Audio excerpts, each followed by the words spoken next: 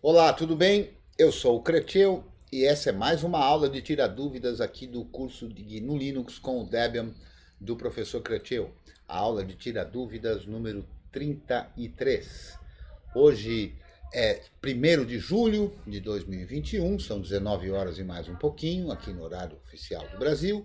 E estamos aqui de volta novamente, como todas as quintas-feiras, às 19 horas, aqui na sala de conferências do software JIT, na instância pública do JIT, no endereço meet.jit.si/curso GNU. Todos e todas convidados a aparecerem aqui para tirar alguma dúvida, dar algum palpite, emitir alguma opinião, sempre relativo ao GNU, ao software livre, ao Debian e assuntos correlatos, né? Eu quero agradecer a presença das pessoas que já estão aqui na sala, então eu vou agradecer ao Luiz, ao Dante, ao Júlio, ao Carlos, ao José, ao Lucatelli, ao Henri Júnior, ao Vitor. Muito obrigado pela presença, sempre lembrando que aqui na aula de Tira Dúvida que a gente faz às quintas-feiras, eu tenho um compromisso polêmico, né? Que é o de responder a todas as perguntas, né? E sempre com essa provocação para poder sempre dizer que é fácil poder responder todas as perguntas quando uma das respostas possíveis é não sei. Então eu quero deixar sempre muito claro que, como professor, não sei tudo e não quer dizer que eu seja então aí a voz da verdade absoluta, muito ao contrário. A gente está aqui como mais uma das atividades do curso de GNU Linux, cujo objetivo é justamente o da formação do senso crítico, então o do uso do sistema operacional GNU com confiança, com certezas, né? Sabendo lidar com ele, entendendo como ele funciona, porque isso serve não só para o GNU, mas para qualquer coisa de informática, né? A gente aqui aprende muito sobre como resolver problemas, metodologias para isso e essas coisas todas, né?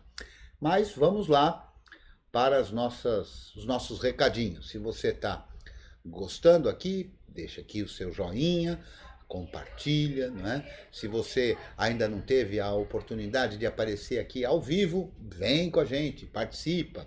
Eu acho que é bem divertido nos dias de hoje, especialmente que a gente não deve, à medida que possa, sair de casa, né?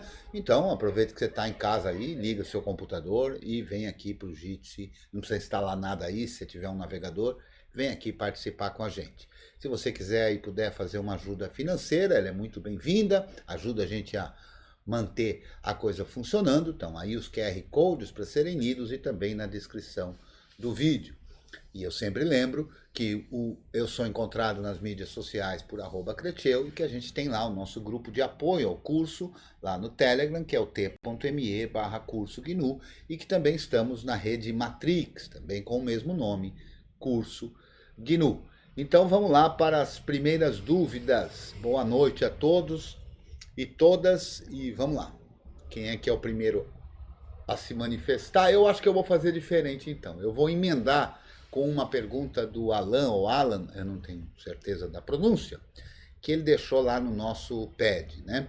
A dúvida dele é a seguinte: o quanto a filosofia Unix influencia na visão de mundo dos utilizadores e das comunidades Unix-like? Ela tem alguma relação com a forma de aprender nesses grupos? Ela pode influenciar outros aspectos da vida? No que ela se opõe à filosofia da janelagem? Uma pergunta aqui bastante reflexiva, eu acho importante a gente pensar em tudo isso, né? Então, vamos aqui por partes, né? Filosofia Unix, né? Muito bem, o que seria a filosofia Unix? A gente tem até um vídeo aqui no canal, uma das primeiras aulas aqui do curso, em que eu falo sobre o Unix e os princípios, né? Então, rapidamente, relembrando algumas coisas, um dos princípios fundamentais do Unix é chamado KISS, K-I-S-S, lembrando beijo, do inglês, mas como uma sigla. E é uma sigla em inglês que significa Keep It Simple, Stupid. Ou, como eu gosto de traduzir, mantenha isso simples, ou Zé Ruela, né? Então é uma brincadeira, né, em que se faz isso. Mas o princípio é muito sério. E esse princípio diz que qualquer programa num sistema Unix deve ser simples, direto.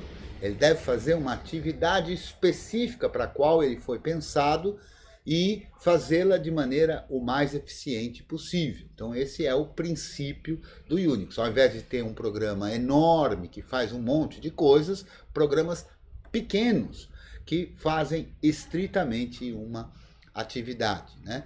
Esse princípio, ele também acaba por produzir um monte de outras coisas, como, por exemplo, a modularidade, né? Então, a ideia no Unix é justamente isso, programas pequenos e, portanto, o sistema como um todo fica modular, por módulos, a gente pode ir encaixando coisinhas, né? Desde que cada uma dessas coisinhas, e isso é parte do princípio da filosofia do Unix, se intercomuniquem, né? É para isso que tem, por exemplo, a grande sacada que é o pipe, né? Que é aquele símbolo vertical, cuja finalidade num shell é de receber a saída de dados de um programa e colocá-la como se fora um tubo, por isso o nome pipe, para a entrada de um outro programa. Desta forma, a gente consegue fazer algo mais complexo usando peças mais simples, né?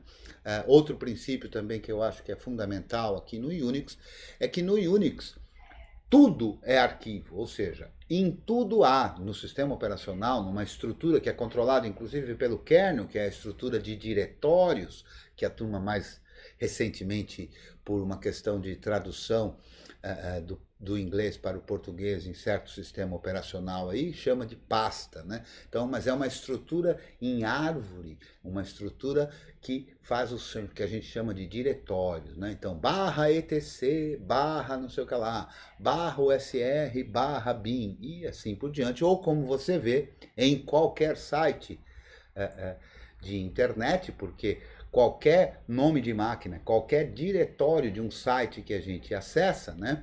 Por exemplo, aqui a gente acessa meet.git.si barra, e a barra, aquela barra que sobe para a direita, barra curso GNU. E o que é isso? É um diretório. Então, quando a gente vai no site e vê aqueles montes de barrinhas sempre subindo para a direita, porque no Unix, e a internet nasceu com o Unix, é a separação de diretórios. Então, aquelas barrinhas são a separação de diretórios. E esses tais diretórios são uma estrutura em árvore hierárquica, onde se separam coisas para que a gente trabalhe com elas, né? Então, num sistema Unix-like, quando eu digo tudo é arquivo, né? O que quer dizer isso? Que há uma representação de cada coisa que há no sistema como se fosse um arquivo. Um arquivo, normalmente, a gente pode estabelecer como um conjunto de uns e zeros, né? Mas um arquivo é, por exemplo, um documento, uma planilha, uma imagem, uma música, um vídeo, coisas desse tipo. É isso que a gente costuma falar que é um arquivo. Ah, vou copiar um arquivo para lá. Ah, vou copiar um arquivo para aquela pasta. Ah, eu vou fazer o download de um arquivo. Ah, eu vou fazer o upload de um arquivo. Ah, eu vou anexar um arquivo no e-mail. Então, essa é a ideia de um arquivo, um conjunto de uns e zeros. Mas diferente desse documento, a gente tem arquivos para todas as outras coisas no Unix-like. Então, a placa de som tem uma representação como um arquivo. A impressora tem uma representação como um arquivo. Os dispositivos, como o HD, o pendrive, têm uma representação como um arquivo. Então, se eu copio o conteúdo de um arquivo que representa o dispositivo, eu, na verdade, estou tendo um acesso direto àquele dispositivo e copio do dispositivo aqueles uns e zeros, né? Sem precisar de uma estrutura do sistema de arquivos, né? Que é a ideia da gente ter lá a tal do formatação e tudo mais. Então, esses princípios de simplicidade, modularidade, tudo ser arquivo, vão dando a cara do que é chamado de filosofia ou dos princípios do Unix. Outro também muito importante é que tudo isso deve ser texto. Então, a gente vê essas representações como texto, né? E esse texto, por que é importante ser como texto? Porque texto, caractere de texto é a interface universal, quer dizer, qualquer linguagem de programação consegue ler e gravar textos, consegue receber conteúdos de texto, trabalhar esses conteúdos e sair com conteúdos, que é o princípio da computação, né? Entrada, processamento e saída. Então, quando a gente tem texto para isso, então, por exemplo, se eu fizer aqui, ó, cat/proc/version, veja, é como se fosse um arquivo. Esse arquivo não existe como um arquivo no sentido de ser gravado num disco, né? Mas por quê? Porque esse diretório /proc é um diretório virtual, então é uma estrutura virtual, uma representação. E o que a gente enxerga aí nesse arquivo? A gente enxerga a versão do kernel que a gente tem em execução nesse momento, que no meu caso aqui é a versão 5.13.0-GNU, que é o Linux Libre, baseado no Linux versão 5.13. Assim eu tenho outras informações, como por exemplo cat/proc/partitions, e aqui eu consigo enxergar uma definição das minhas partições, os nomes e outras informações a respeito delas, como a quantidade de blocos, de setores que cada uma tem, né? Então a gente tem tudo como uma representação de arquivos, e isso são textos. Então se eu quiser fazer uma cópia, por exemplo, de uma partição, basta que eu tenha um programa que lê aquele arquivo e manda para um outro arquivo. Então eu tenho que fazer isso aqui com uma toda poderosa rotina, né, que todo mundo que está acostumado sabe. Mas se eu quiser fazer uma cópia da partição SDA1, eu posso usar um programa chamado DD que faz isso. Eu passo para ele um arquivo de entrada, IF, e esse arquivo é o /dev/sda1. Como assim esse arquivo? Isso é uma partição. Pois é, mas como há essa partição, como tudo, há uma representação como um arquivo, basta copiar o conteúdo desse arquivo para uma saída, OF. E eu disser aqui, por exemplo, que isso aqui é uma partição. Esse partição é um arquivo também. Vamos botar aqui partição.img para ficar mais ou menos claro do que se trata. Então eu estou lendo o conteúdo de um arquivo, que é o /dev/sda1, que é uma representação de acesso direto ao dispositivo HD na sua primeira partição, e mando para um arquivo como resultado. Então, ao fazer isso, um comando simples como esse, o que é que eu fiz? Eu acabei de copiar 100 MB, porque 100 MB é o tamanho dessa partição, para um arquivo. Então agora eu tenho aqui um arquivo, agora sim no sentido mais convencional da palavra arquivo, eu tenho um arquivo chamado partição, que tem 100 MB. Então a gente tem acesso direto a isso através de comandos muito simples, né? Se eu quiser olhar o conteúdo dessa partição, por exemplo, eu vou usar XXD, por exemplo, que é um programa que lê e mostra na tela de maneira representativa em hexadecimal e também em caracteres gráficos. Eu vou olhar o meu disco inteiro agora. O meu disco inteiro é o SDA, né? E vou fazer aqui um pipe less. Então o que vai fazer aqui? Ó? O XXD é um programa que converte o que entra para ele como números em hexadecimal. Só que ele vai ler esse arquivo, e esse arquivo é o meu HD, e vai mandar esse conteúdo através desse tubo para um outro programa, que é o less. E o que faz esse less? Esse less pega uma quantidade de textos, sabe o tamanho da tela, e ele então faz uma pausa, uma parada a cada tela. Então, para a gente poder ver tela por tela e não todo o conteúdo. Ao fazer isso, eu estou vendo aqui uma porção de zeros. Por quê? Porque no início da minha partição, ou no início do meu disco, tem aí uma porção de zeros. Se eu continuar olhando lá para baixo, eu começo a ver algumas informações, por exemplo, essa informação que indica que essa é uma partição do tipo EFI. E assim a gente vai continuando e vai conseguir encontrar outras tantas informações aí. Então, este princípio é que garante uma simplicidade ao Unix. Se a gente pensar em outros sistemas operacionais que não têm esta mecânica, para que a gente possa ler um dispositivo é preciso ter um programa específico para isso. Para a gente poder tratar os dados que a gente lê do dispositivo, a gente precisa de um programa para isso. O sistema operacional, diferente do Unix-like, não fornece uma interface direta, acessível para qualquer um que faça um programa. Então, se você faz aí um programa simples que seja, que é capaz de ler um arquivo, você já pode ler qualquer arquivo do sistema. Então, essa forma de fazer essa interligação é muito bacana e é definida aí no princípio Unix, né? Aí a pergunta do Alan continua, né? Então, como é que isso influencia a visão de mundo dos utilizadores das comunidades Unix-like? Bom, só o fato de usar um sistema operacional do tipo Unix não faz mágica, né? Não produz, a meu ver, essa visão de mundo para os utilizadores, até porque boa parte, se não a maioria, dos utilizadores de sistemas Unix-like nem se dá conta disso, não se aprofunda no conceito computacional para conseguir perceber essas características, né? O sistema operacional mais usado no mundo, todos sabem, é o Android, né?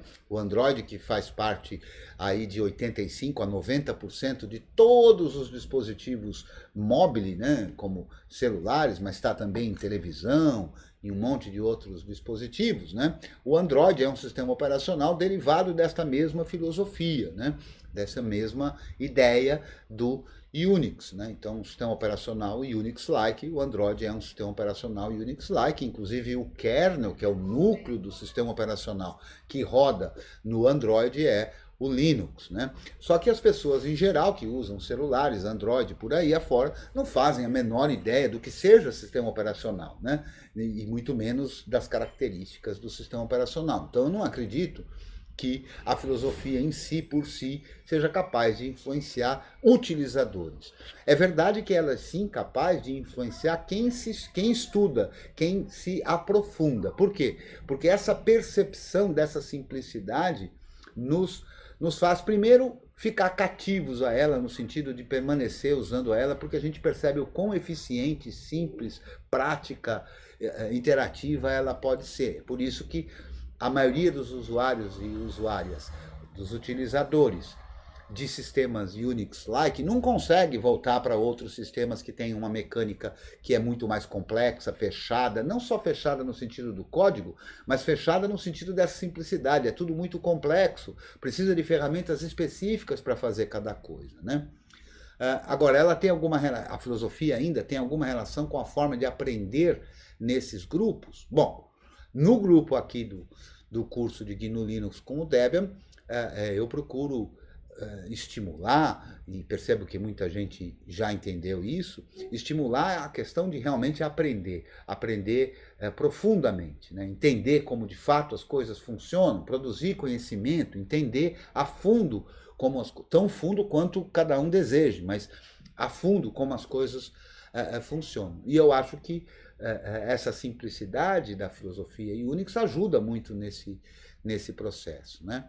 E ela pode influenciar outros aspectos da vida? Eu acho que pode. Eu acho que perceber o mundo desta forma e lidar com um sistema que te possibilita fazer isso, treina você, habilita você a entender problemas, com a ideia de lidar com o problema fazendo justamente a análise. Análise é uma palavra que, na sua origem, quer dizer justamente isso, separar em partes, né? Então, quando a gente analisa um problema, o que quer dizer isso? Quer dizer que a gente está separando cada componente desse problema, né?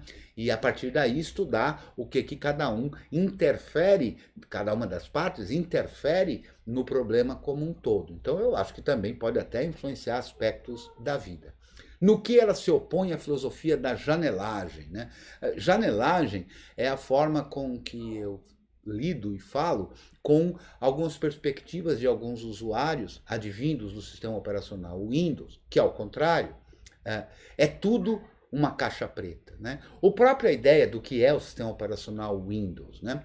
A boa parte dos usuários e usuárias de Windows sequer sabe o que é o Windows. Ele vê uma tela, né? E aquela tela, na verdade, é uma interface gráfica do sistema operacional Windows. Mas como lá é uma pedra, é uma caixa preta, é um troço, um blocão inseparável, quer dizer, para o usuário, mesmo para o administrador, é tudo um blocão inseparável. Então ele enxerga naquela tela e só enxerga o Windows. Inclusive a gente percebe isso quando o Windows não reconheceu, eu vou formatar o PC, o Windows travou, o Windows está sem memória, o Windows não pôde isso, o Windows não pôde aquilo, o Windows não permite, o Windows não aceitou, né? Todos esses termos advindos de pessoas que usam o computador e enxergam o computador sempre como um leigo. Você quer ser leigo a vida inteira? Usa o Windows. O Windows não deixa você ir um passo à frente. O Windows fecha a sua possibilidade de aprendizagem. Então, é uma oposição frontal entre um princípio de abertura, de modularidade, de interferência em cada pedaço, a um troço que é uma pedra única, que é um blocão que você não tem como interferir, não tem como analisar, porque não tem como ter controle em cada um dos pedaços, né? Então a gente percebe gente que usa e que se diz técnico e que usa o Windows há anos e anos e anos. E a gente tem uma conversa, a gente percebe que umas pessoas com essas características não sabem absolutamente nada de informática. No máximo, mesmo que seja um usuário avançado, tido como avançado de Windows, ele não conhece nada de informática, ele não conhece protocolo, ele não sabe o que é rede, ele não sabe o que é internet, ele não sabe o que é nada disso. Por quê? Porque lá é tudo um blocão. Então veja, o próprio conceito do que é internet. Internet, para boa parte das pessoas, não é a internet, é a web. Que a gente vai lá no navegador de internet e digita lá www. Alguma coisa.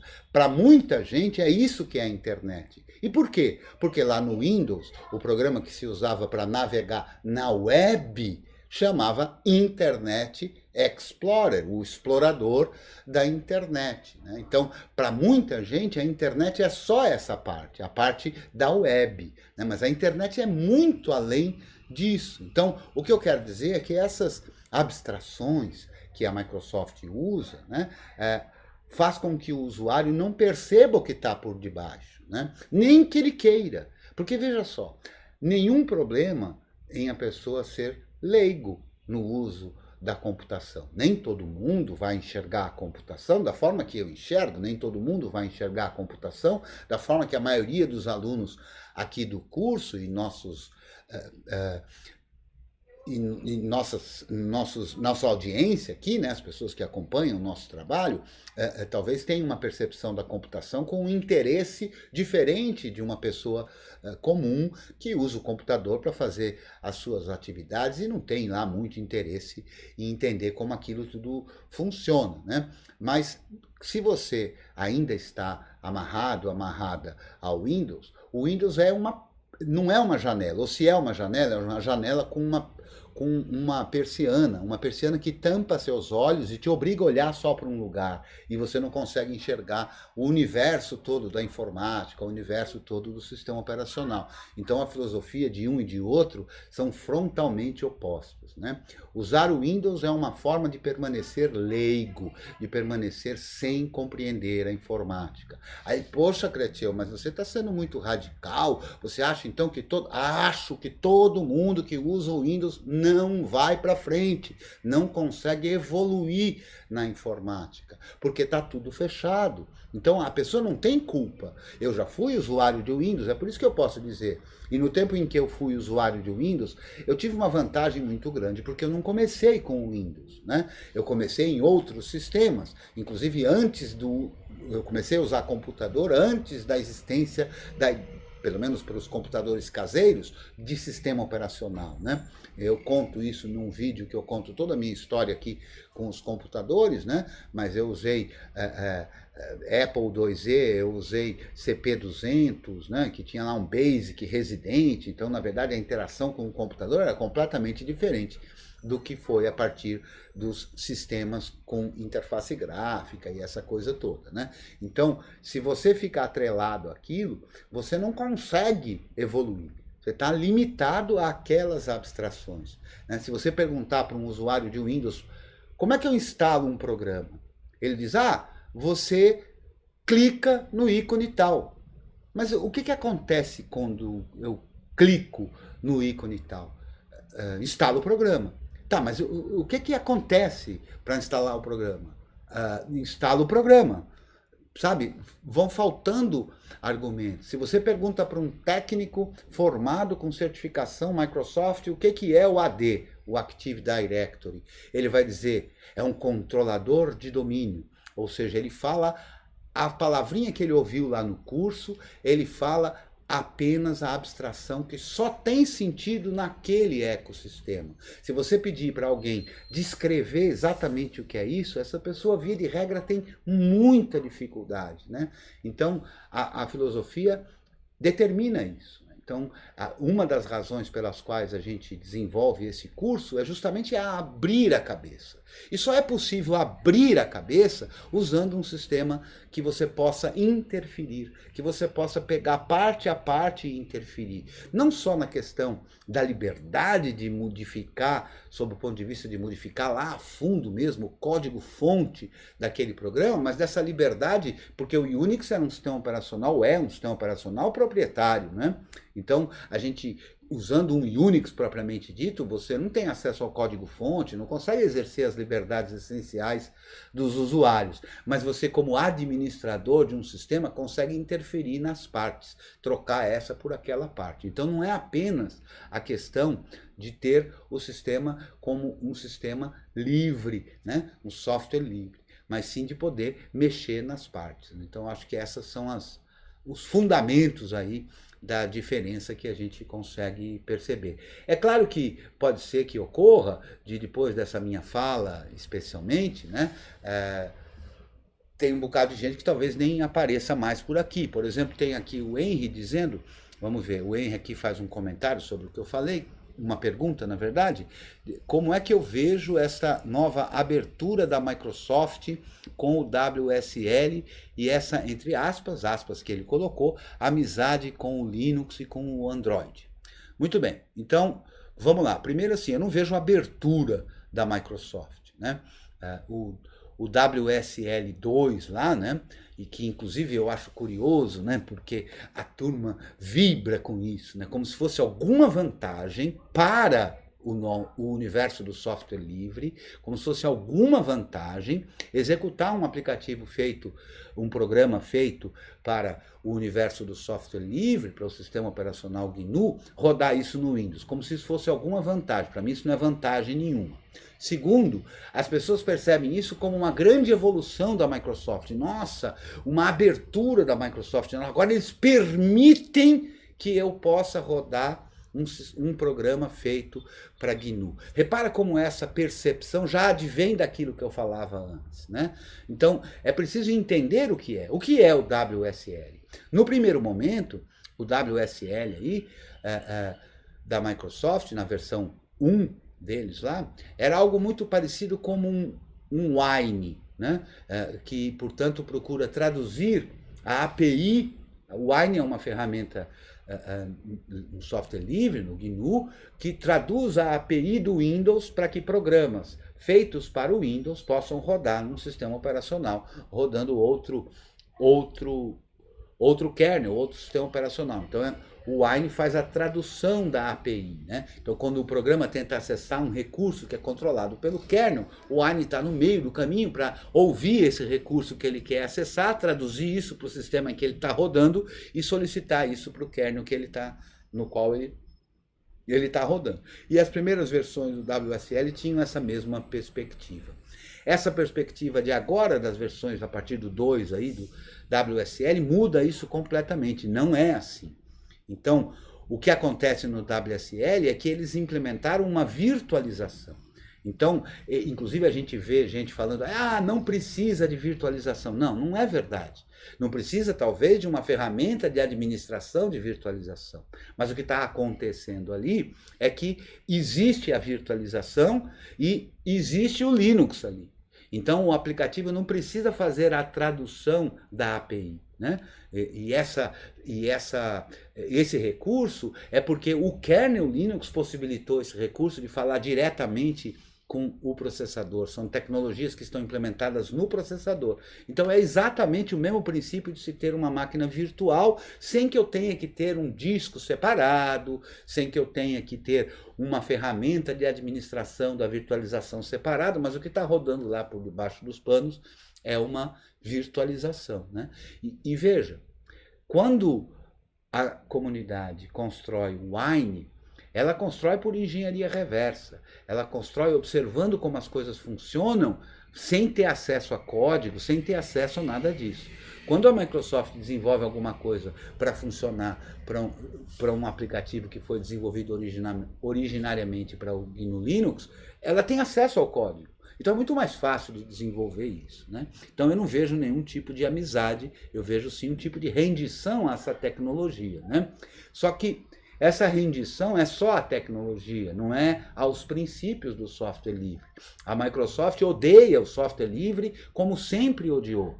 Só que eles se aliaram ao open source, porque o open source permite essa ideia de desenvolvimento colaborativo, mas não leva em conta os valores éticos da liberdade que são defendidos pelo software livre. Por isso que não há incongruência entre Microsoft e open source, porque o princípio do open source é justamente o mesmo, é o de se fazer um produto que tenha alcance no mercado, né? Então, o que a Microsoft está fazendo, e é natural que faça, porque o desenvolvimento de um sistema operacional é algo muito complexo, muito custoso, e nenhuma empresa que não tem o seu negócio atrelado a isso, e a Microsoft não tem o negócio dela atrelado ao sistema operacional já há bastante tempo, né, desenvolver. Então é muito mais interessante, sob o ponto de vista da economia, investir no desenvolvimento. E é por isso que a Microsoft investe no desenvolvimento do kernel Linux, né?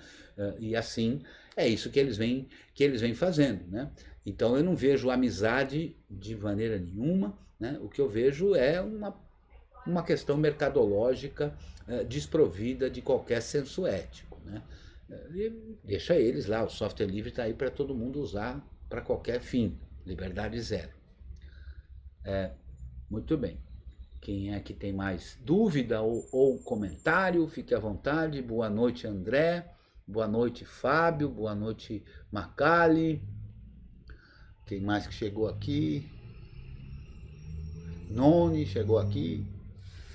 Alguma dúvida, algum comentário? Ó, lembrando que pode falar, não é porque eu estou aqui hoje cheio de fala que não posso falar, não. Eu vou até tomar uma aguinha aqui. Estou fazendo um gancho. Boa noite para todos, né? Boa noite. Primeiramente. A Microsoft também tem visto que era um caminho inevitável, né? Já que 3/4 de todas as tecnologias rodam em cima da questão open source, né? Principalmente no que tange o mundo GNU, né? E como o Linux sendo o kernel mais usado, inclusive, né? É o que se entende como o sistema operacional GNU, né? Acham que é sinônimo do Linux.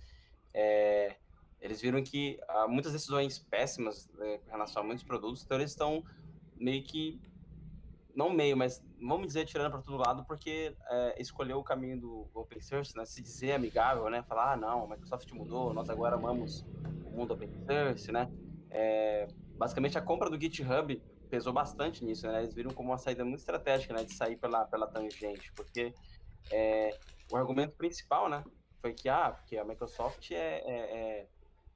possui muitos commits em projeto XYZ, né? Como que, assim, cara, você fazer commit num projeto não quer dizer que você de fato está alinhado com a filosofia, né? Claro Porque que não. funcionários da empresa estão fazendo commit no projeto, é porque eles usam. Não quer dizer que você está alinhado. O seu modelo de negócios não é totalmente pautado, né, na liberdade, na transparência, na colaboração, que são coisas essenciais do mundo open source, né? Então, inclusive, a Microsoft vem, depois que eles entraram nessa de falar que eles são amigos, né, do mundo open source, eles tiraram, né, os processos, né, contra as patentes que eles alegavam que muitos projetos, principalmente o kernel Linux, né, havia infringindo patentes deles, sendo que, pô, ninguém nunca nem tem conhecimento de que patentes que são essas, né, o que isso afeta, né, enfim. Então, são jogadas, tipo, um jogo bem sujo, né? É um jogo político, assim, bem sujo, né? Então, eu pelo menos, particularmente, pessoalmente, né? não compro essa ideia assim, né? Eu já usei a Azure, por exemplo, né, a nuvem deles, para algumas questões de usar serviços, projetos open source ali dentro, né? Eles fizeram um bom trabalho, tem que reconhecer, mas qualquer um faria esse tipo de trabalho porque o manual tá aí, documentação tá aí, né? Projetos colaborativos da comunidade. Então, um gigante como a Microsoft vir e tomar para si esse tento aí e falar, não, agora a gente abriu, né? Pô, para você ver que até hoje ainda é um baita sacrifício você conseguir uma assinatura para o FI, né? Para sua distro. Hoje em dia tá mais fácil, né? Só você ir lá e eu acompanhei o processo do Rock Linux, por exemplo, e assim, questão de 2, 3 dias o pessoal já te libera uma chave, né? Mas coisa de 2 anos atrás, né? Levava semanas para eles te responderem, para te dar uma chave para você conseguir assinar para o seu sistema GNU conseguir, né? Funcionar em sistema FI. Eu acho que tem alguns aspectos que são importantes de serem ressaltados, que são os seguintes. As empresas têm como finalidade única, à custa de qualquer coisa, o lucro. A empresa só visa o lucro. Todo o resto que a empresa vem a falar é conversa mole para conseguir o lucro. Então, a única finalidade da empresa é lucro. Como é que ela vai fazer isso? Bom, aí vai depender de como ela é dirigida, né? Que princípios vão ser respeitados e que princípios não vão ser respeitados vai depender de quem as dirige, né? Então, quando a gente ouve falar, a empresa tal fez isso, a empresa tal fez aquilo. Não, a empresa não faz nada, a empresa sequer existe. O que existe é um CNPJ, ou como queira, um número, né, garantido pelo Estado, inclusive, né, e o que a empresa faz é o que os seus acionistas, a sua direção, definiu fazer. E sempre voltadas para o lucro. Essa é a natureza da empresa, isso não está em discussão. Se você acha isso justo ou injusto, é um outro fórum de discussão, que eu também acho importante, né, mas que nem é o nosso caso aqui de discutir. Então, uma vez que ela queira o lucro, ela vai tomar as medidas, do contrário ela vai perder dinheiro, do contrário ela vai acabar, que facilitem ela conseguir isso. E assim é na tecnologia, né? Então, a Microsoft, a meu ver, continua com o mesmo espírito de segregar usuários, o mesmo espírito de usurpar das liberdades dos usuários, os mesmos espíritos, não mudou nada. Só que o open source, especialmente, que também é desprovido desses princípios éticos, precisa ficar claro isso. Open source é desprovido de sentidos éticos. Open source tem o mesmo princípio, o princípio do negócio. Então, os princípios éticos filosóficos são irrelevantes para o universo open source. Quem se preocupa com isso é o software livre. O movimento do software livre, sim, se preocupa com os aspectos éticos, de como se usa, de como se desenvolve, de para que se faz ou deixa de se fazer um programa de computador. Então é por isso que não há qualquer conflito. A Microsoft, talvez no princípio, ouvindo muito falar do software livre, né? Mas em 98, quando tem o movimento open source começando, ou o projeto open source começando, foi fácil de perceber que não haveria conflito, que ao contrário, que estavam no mesmo lado, né? Apenas desenvolvendo de uma maneira colaborativa, aproveitando do desenvolvimento voluntário, né? Compartilhando, e várias empresas, por exemplo, compartilhando a grana no sentido de fazer o desenvolvimento. Por quê? Porque o sistema operacional deixou há muito de ser a pedra fundamental da história, né? Ele é a base, mas ele não é o que distingue um do outro. E é por isso que ele pode ser feito com o open source sem nenhum problema, né? Então não há nenhum conflito, né? Então a Azure, que é a segunda plataforma no mundo para essa finalidade, usa um monte de software livre, um monte de tecnologia cujas licenças são software livre, são open source, né? Então acho que isso tem que estar muito distinto para a gente poder ter a compreensão, né? Então não é o caso de dizer bom e mal apenas, né? De imaginar que toda a complexidade da sociedade, toda a complexidade humana possa se resumir em bom e mal, né? Mas sim perceber e refletir e tirar aí as conclusões que você deseje tirar, né? Mas vamos lá. André, Arthur, opa, Simplex também por aqui, Diego. Vamos lá. Vamos para as dúvidas, senão fica só no discurso hoje. Boa noite, camarada Cretil. Boa noite, camarada Arthur. Consegui arrumar o microfone. Ah, que ótimo. Seja Ah, bem-vindo. mas hoje eu tô aqui só pra ver mesmo, por Só para enquanto. ouvir, de observador. Então, temos aqui dois perguntadores típicos aqui dos nossos laboratórios aqui, que é o Diego e o Luiz, mas eles estão calados aqui por enquanto. Mas fique à vontade aí, Diego, Luiz, os demais, Vitor, Noni, André, Júlio, Carlos. Tem Ah, uma dúvida. pois não. Roda aí no terminal o systemd. Ou não, systemd não, systemctl. System CTL, o que é que tem? Tá, executei. Ah, sozinho. Hum. Pronto. Sobe aí o que significa esse ponto time, ponto target. O que Ah, bom. são essas Então, coisas? então vamos lá. Eu sugiro, tem uma aula aqui que eu falo só sobre o System CTL, né? O System CTL, não, o System D, em que eu dou uma introdução a essas coisas todas, né? O System CTL é a ferramenta, CTL é de control, né? Controle do sistema, System CTL. E no System D existe um princípio de alguns conceitos, né? Que são chamadas de unidades. Ó. Então a gente vê aqui que tem 174 unidades listadas. E a unidade tem princípios diferentes assim um e outro, mas a gente pode imaginar como tarefas que sejam necessárias de administrar. Né? Então são serviços de rede, são ferramentas que precisam ser executadas e coisas desse tipo. Né? Então tudo são essas tais unidades. E aí quando a gente roda o System CTL sozinho, a gente vê uma listagem completa disso. O nome de cada unidade, se ela está carregada, se ela está ativa, né? A descrição dessa unidade, aí você consegue ver tudo aqui. As mais simples de serem vistas, que a gente lida no dia a dia, são os serviços. Né? Então, por exemplo, eu vou ver aqui o status do serviço SSH.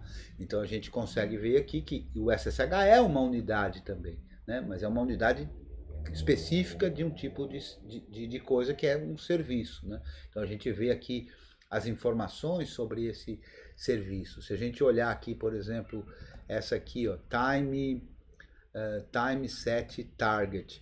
Time set target. Target é uma unidade também, um tipo diferente, que aí agora ao invés de ser um serviço, né?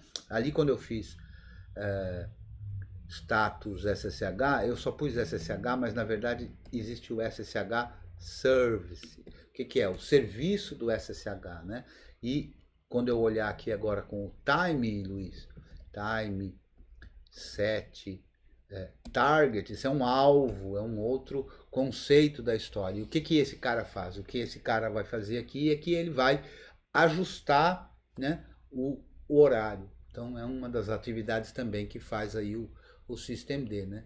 O systemd, na aula sobre systemd, a ilustração que eu uso é a de um polvo, né, com todos os seus tentáculos, né? Porque o systemd, para além de ser o que originalmente talvez ele almejasse ser, que é um sistema de iniciação, né, que inicia o sistema operacional e carrega os serviços, ele se transforma hoje, já se transformou em alguma coisa que está muito além disso, né? Por isso essa analogia com o polvo e os tentáculos, né? Porque tem uma porção dessas coisas todas aí envolvidas. Então o ajuste de horário, a parte do login, tem até bootloader ligado ao systemd. Né? Então cada uma dessas coisas são os componentes do systemd. Eu sugiro você dar uma olhada nessa aula, que eu acho que vai ser um bom princípio para começar, mas enfim, isso aqui são todas as unidades. Na verdade a gente pode ver aqui, ó, list unities. E a gente vê mais ou menos aquela mesma tela lá, né? Que mostra cada uma dessas unidades, o que elas são, para que elas servem, né? E assim vai, o que está acontecendo, né? Por aí afora. Tudo bem? Tudo bem. É claro que precisa aprofundar mais, então eu sugiro você acompanhar aquela aula lá para ter os princípios e aí a gente conversa de novo e vai mais a fundo aí à medida da necessidade, beleza? Beleza. Tá bom. Vamos lá, quem mais? O Henry aqui comenta que empresa, ainda no assunto anterior, que empresa tem CNPJ e não coração. É, de fato. Amoral, né? Professor, Pois me não, veio uma breve memória aqui. pois não. Bom, eu estava assistindo há um tempo atrás os vídeos lá do Blau Araújo, né? Pra quem não Sim, conhece. meu camarada Blau Comunidade Araújo, da DevXP. comunidade DevXP. Exato. E ele estava fazendo alguns vídeos sobre o i3WM, né? Em um Perfeito, desses vídeos ele perfeito. falava que você poderia usar o i3WM com outras interfaces gráficas sem nenhum problema, normalmente. Perfeito. E, caso você quisesse, você poderia remover o seu gerenciador de desktop também e fazer o login lá pelo TTY e dar um Start X ou algo do gênero. Sim, Aí, ok. Eu fiz isso, deixei só o i3WM e removi o meu gerenciador de desktop, que era o GDM3. perfeito. E, bom, ok. Eu saí da sessão, fui fazer outras coisas, desliguei o computador, enfim. Quando eu voltei, iniciei minha máquina e dei lá o Start X e ele. Assim, ele não carregou o i3WM. Eu acredito que eu tenha que definir em algum lugar que ele seja o padrão para ser iniciado quando eu der um Start X. Uhum. Mas eu não sei como fazer isso. É alguma coisa nesse sentido? Você pode me dar uma explicada, por favor? Posso. Depende muito de como você configurou as coisas, mas uma forma simples é você rodar Start X e passar o binário que você quer que seja executado. Ah, que interessante. Então eu passaria Start X e o i3WM. Só isso. Isso. Então, bom. Então se eu tivesse i3WM e Gnome, eu passaria o binário do Gnome e Isso. assim vai, sucessivamente qualquer outra interface lá que eu tivesse. Exatamente. Essa é uma das formas Perfeito, possíveis. perfeito. Né? Essa é a forma, digamos assim, genérica. Né? Existe, aí vai variar um pouco de distribuição para distribuição, um arquivo de configuração que define quem é o padrão, para quando você digite só o Start X, já seja chamado aquele que você definiu como sendo o padrão. Né? Se você der uma olhada no... Vamos olhar aqui, ó, no etc x11, a gente vê que tem várias coisas aqui, vários arquivos aqui, ó, xsession, que são arquivos que vão definir como é que a sessão de um ambiente gráfico funciona, que variáveis que vão ser observadas, que arquivos vão ser observados para serem rodados como scripts, né?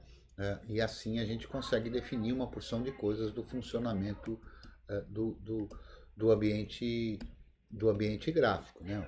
Então aqui tem uma porção de configurações de várias características do ambiente gráfico. Você vê que aqui, por exemplo, tem a forma genérica aqui, o common start, ó, que passa aqui exec e essa variável aqui, ó, startup, que pode ser definida na linha de comando e que pode ser definida em outros arquivos de configuração, depende um pouco, como eu disse, da versão da tua distribuição e tudo, que tem algumas pequenas diferenças entre uns e outros, mas fundamentalmente é aqui. E inclusive lá se não me engano, numa das aulas do Blau sobre o i3, ele comenta esses arquivos aqui, ó, que tem aqui, por exemplo, no etc x11 xinit, que é o xinit rc, né? E o xinit rc ele é esse arquivo aqui, ó, xsection.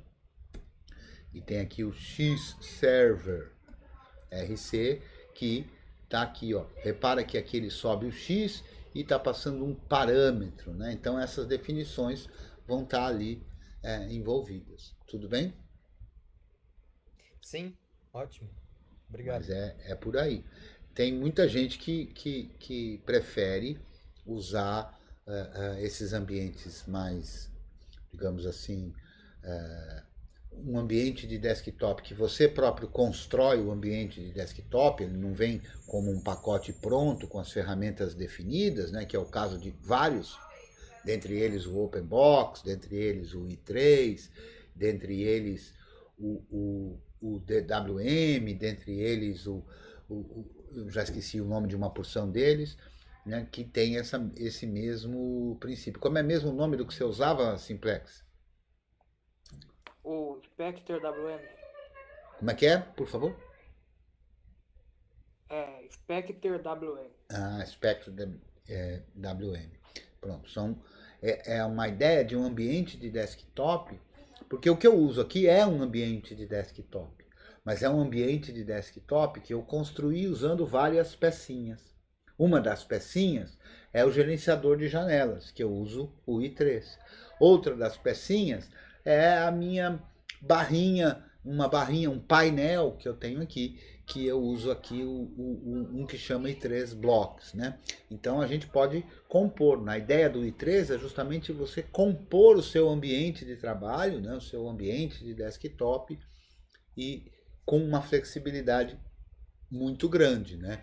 Quando você usa um ambiente de trabalho como XFCE e tudo. Opa, boa noite, Felipe. Não tinha visto você por aí. Quando você usa um ambiente de trabalho como XFCE, como Gnome, como Mate, como KDE, é um ambiente que já traz essas partes já meio que definidas. Alguns deles você pode até mudar uma ou outra parte, né? Mas essa que é a ideia, né? A ideia de você construir o seu com uma percepção de ser minimalista, né? De você poder ir pegando só as pecinhas que você se interessa, né? E não todo um conjunto de coisas, né? Então, eu acho bem interessante isso, né? A gente poder fazer desta forma, né? Então, Então, sem apelar sem promover, porque a palavra minimalista, o camarada, mas eu não sou minimalista. Tá bom, então vamos usar uma outra palavra. Pensa que é serviço de alfaiate. Em vez de você comprar um calção genérico lá que pode estar um pouquinho mais na cintura, cai errado nas calças, aperta o joelho, incomoda nas coxas, você faz sob medida. Isso. É uma boa analogia essa, né? Então, já que você usou, vou aqui abusar do meu francês aqui. Então, o XFCE, o Mate, o Gnome são prêt-à-porter, né? Como se tivesse ido numa loja de departamento e pegasse lá a coisa, né? Já quem usa o i3 ou o OpenBox ou outros, é como se você fosse, como falou o Simplex, num alfaiate e dissesse lá como é que você quer as coisas, o que você quer, onde você quer, né? Então é sob medida, você põe do jeito que você quer. Então, se você, por exemplo, pegar e comparar o desktop de duas pessoas que usam o Mate, se você pegar o desktop de duas pessoas que usam o KDE Plasma, se você pegar o desktop de duas pessoas que usam o XFCE, comparando de par em par, serão desktops muito mais parecidos do que se você pegar o desktop de duas pessoas que usam o i3, por exemplo. Por quê? Porque cada um fez as suas escolhas e quando você vai olhar, uma tem um fluxo de trabalho que é bastante diferente do da outra. Não é só a questão da aparência, né? Eu falei aqui no início, aliás, antes de começar o nosso Papo Tira Dúvidas aqui, eu falei sobre esse conceito de alguns usuários que num dado momento da vida ficam muito preocupados com o aspecto da aparência, né? Que é, a meu ver, ainda um resquício da janelagem, para a gente emendar esse assunto com o outro. Por quê? Porque no Windows só dá para cuidar disso mesmo, da aparência, né? Então as pessoas acabam dando um valor muito grande para a aparência e com isso, quando chegam num sistema GNU, também ficam meio que procurando essa questão da aparência, como se a aparência fosse o mais importante a se buscar, né? Eu acho assim, se você quer usar um sistema computacional, você deve escolher os valores que você quiser. Então, se a aparência para você é um valor importante, tudo bem, nenhum problema. Ninguém é pior porque se preocupa com a aparência, não acho isso não. É claro que aqui no curso a gente dá menos valor à aparência, porque a gente está a fim de aprender de fato como é o sistema. Então a aparência para o curso tem menos relevância do que outros aspectos mais relativos à eficácia, à eficiência ou ao funcionamento, né? Mas isso de maneira nenhuma quer dizer que esteja errado buscar uma aparência agradável. Eu só acho, sim, que muita gente, e aí o meu cuidado como professor é que muita gente fica muito, aí a meu ver, um critério, um juízo de valor que eu vou fazer, né, muito tempo dedicado a cuidar da aparência, né? E aí a gente pode até fazer analogias com relação a isso, né? Mas nem vou fazer, mas cuidar da aparência demais acaba você deixando de cuidar de outras coisas, né? Mas como o sistema permite que faça isso, eu percebo que tem muito aluno, eu estou falando como professor, para alunos e alunas, né, que gastam um tempo enorme só nisso. Poxa, eu uso o GNU Linux há 10 anos. Que legal, pô, 10 anos, caramba, deve saber bastante. E o que você fez? Ah, eu já usei a distribuição A, B, C, D, E, F, G. Ah, eu já usei isso, já usei XFCE, já usei MAT, já usei isso, já usei isso, já usei isso. Aí se você perguntar algum detalhe de cada um desses, não sabe. Por quê? Porque é um tipo de usuário e é uma tendência que acontece, e a gente tenta frear isso aqui no curso, né, das pessoas que ao invés de se aprofundarem, porque elas estão assim num platô da compreensão das coisas, né, e de fato é difícil, precisa de um esforço para avançar, né, elas ficam nesse platô confortável, então ela trocar de um ambiente para outro vai dar trabalho para ela e ela vai ter o que fazer, e isso de certa maneira distrai a pessoa no sentido de não fazê-la se sentir incapaz de ultrapassar aqui, né? Então, eu acho muito legal você ter um desktop com uma aparência que te agrade. Eu também tenho o meu, a aparência me agrada, né? Eu já mostrei aqui várias vezes, mas vou mostrar de novo, né? Então, para mim aqui é extremamente agradável esse ambiente, ó.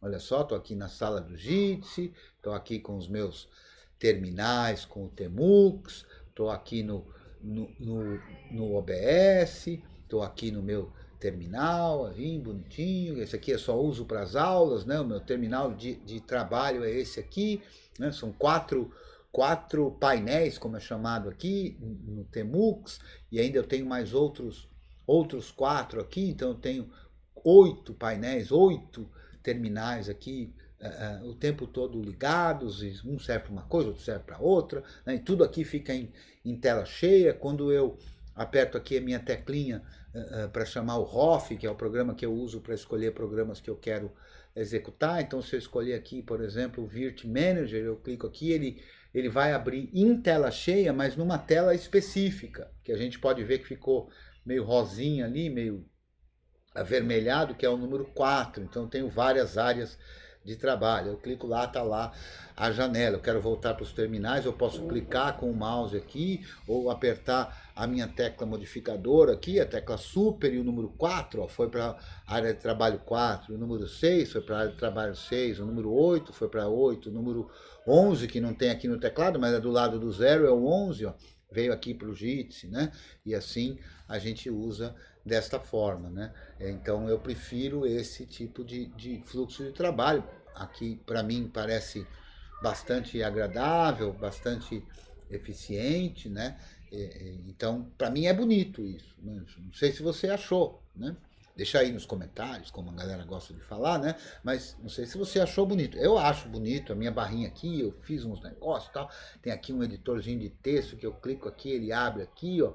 Não é nem janelado esse, tem aqui uma calculadora, ó, eu clico aqui, ela abre aqui também, ó, que bacana. Aí para eu fechar eu tenho uma sequência de teclas, porque não tem xizinho, né, Júlio? Não tem xizinho, então tem uma sequência de teclas. Aqui eu mexo no volume, aqui mostra a quantidade de memória, aqui mostra a quantidade de disco, aqui mostra a intensidade de sinal do Wi-Fi, aqui mostra o processamento, você vê que estamos trabalhando aqui, ó, 96%. Aqui mostra o load average, aqui mostra a carga da bateria, aqui mostra a temperatura do processador, aqui mostra o horário, aqui tem um botãozinho para desligar, aqui tem o appletzinho da rede, pra gente, que é do Network Manager, para a gente ver o sinal, para a gente clicar e ver as redes que tem aqui em volta e tal, e escolher uma outra rede. Aqui tem a bandeja do sistema, como chama, né? Que tem um íconezinho, tá vendo que está aqui vermelhinho, indicando que a gente está gravando a aula aqui. Então, para mim, isso é bonito, né? É muito eficiente para o meu fluxo de trabalho, né? E é por isso que eu escolhi. Então, o que eu acho que você deve fazer aí? Eu acho que você deve tentar fazer o mesmo. O mesmo significa o quê? Encontrar o fluxo de trabalho que seja mais adequado para você. Agora, a experiência com o I3, por exemplo, ela ajuda muito em você ter certas percepções, e você precisa estar aberto a isso, evidente, né? Que podem mudar certos paradigmas que a gente trouxe de um desktop convencional, né? Se você olhar uma versão, se você olhar o MAT, o KDE, o XFCE, a interface do Windows, fundamentalmente elas têm o mesmo paradigma. Que paradigma é esse? A gente tem lá uma barra, que é um painel, tem lá um botão para acionar um menu, tem lá ícones numa área de trabalho, tem o conceito da área de trabalho, né, onde vão aparecendo ícones, arquivos e coisa e tal. Então, o paradigma é mais ou menos o mesmo, né?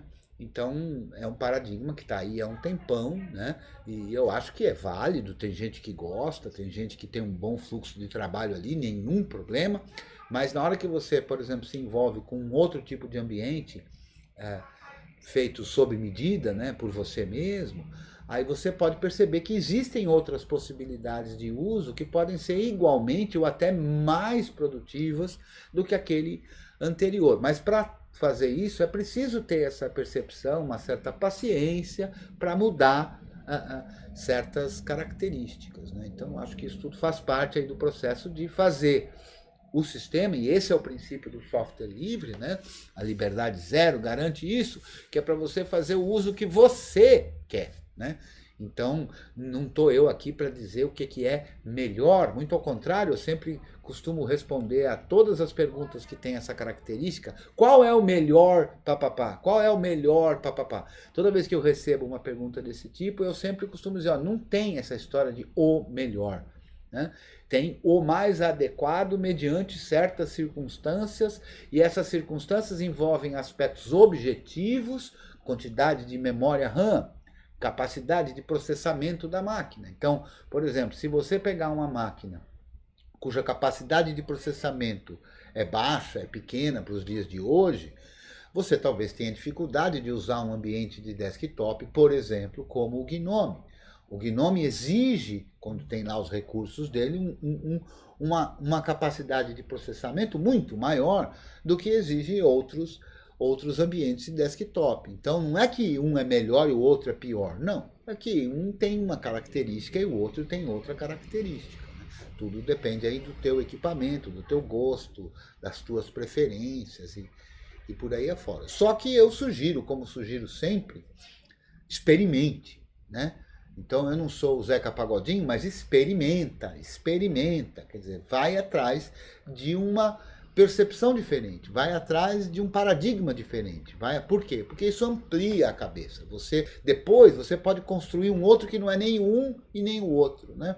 Quando você fica preso a uma única forma, você está limitando a sua possibilidade de expansão de ideias. Se você vai para uma outra ideia de coração aberto, né? Não apenas como viés confirmatório de que aquela outra é melhor, não procure o melhor. Procure o diferente, e no diferente encontre o que no diferente pode te agradar. E aí, de repente, você consegue fazer uma terceira via, né? um terceiro jeito que junta coisas que você, e só você, achou interessantes de cada um deles. Né? Então, eu acho que esse experimento é bem válido, né? Para você conseguir alcançar aí o seu... Exatamente, Felipe, flexibilidade, é isso aí. Que é para você poder fazer suas próprias escolhas. Isso é uma das coisas que a gente vem aqui brigando o tempo todo aqui, lutando por ela. Pode falar, Luiz. Eu tenho uma outra pergunta, só que agora é relacionada a link simbólico. Diga lá.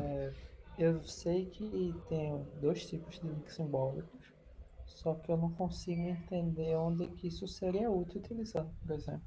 Entendi. Boa noite, Adonai. Opa!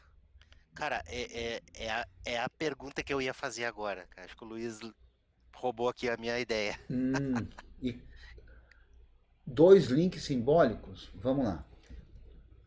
Não dois, mas tipo, onde seria interessante utilizar link simbólico, para que casos Onde que seria são interessante uma lá? boa. Tem várias circunstâncias que é interessante usar link simbólico. Por exemplo, estou aqui na minha máquina, vamos dar aqui um LSBLK.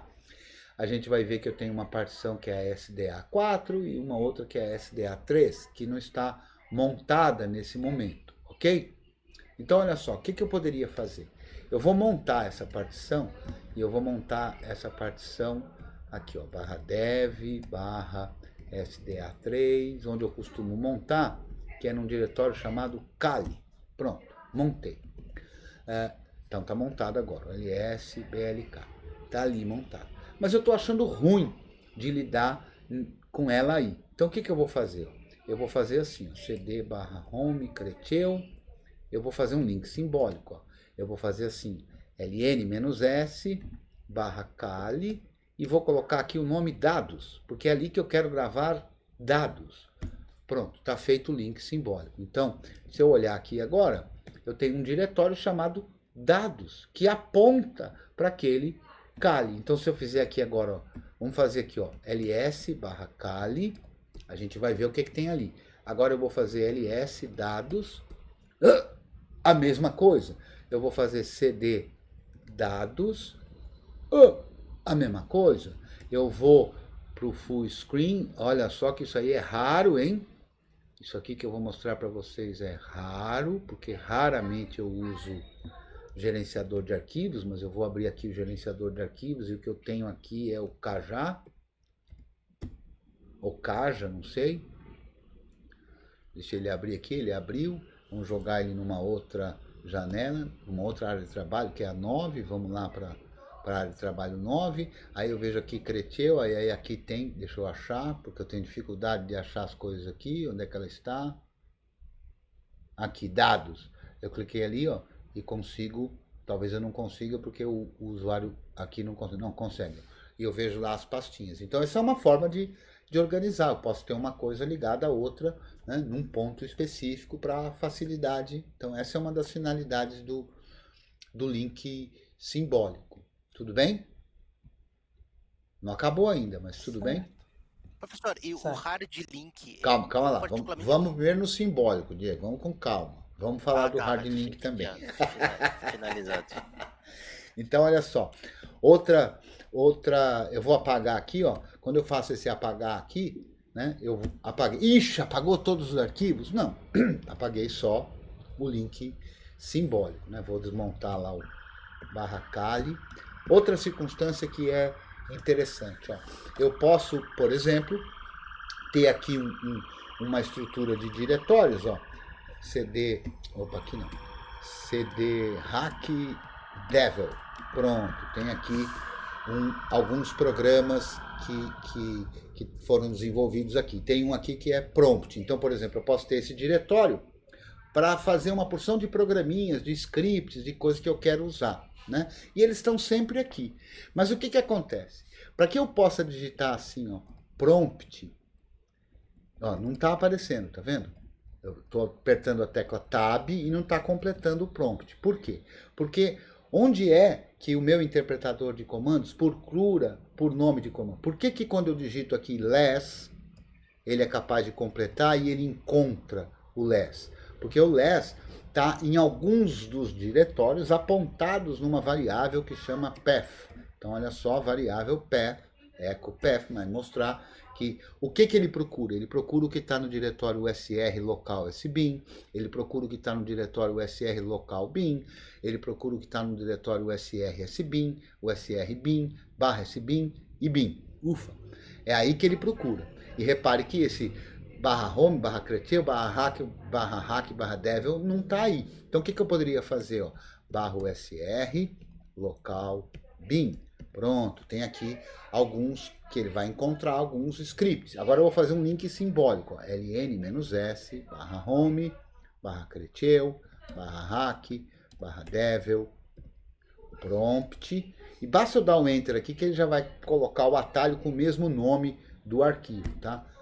Opa, arquivo inexistente. Ah, faltou um S ali, né?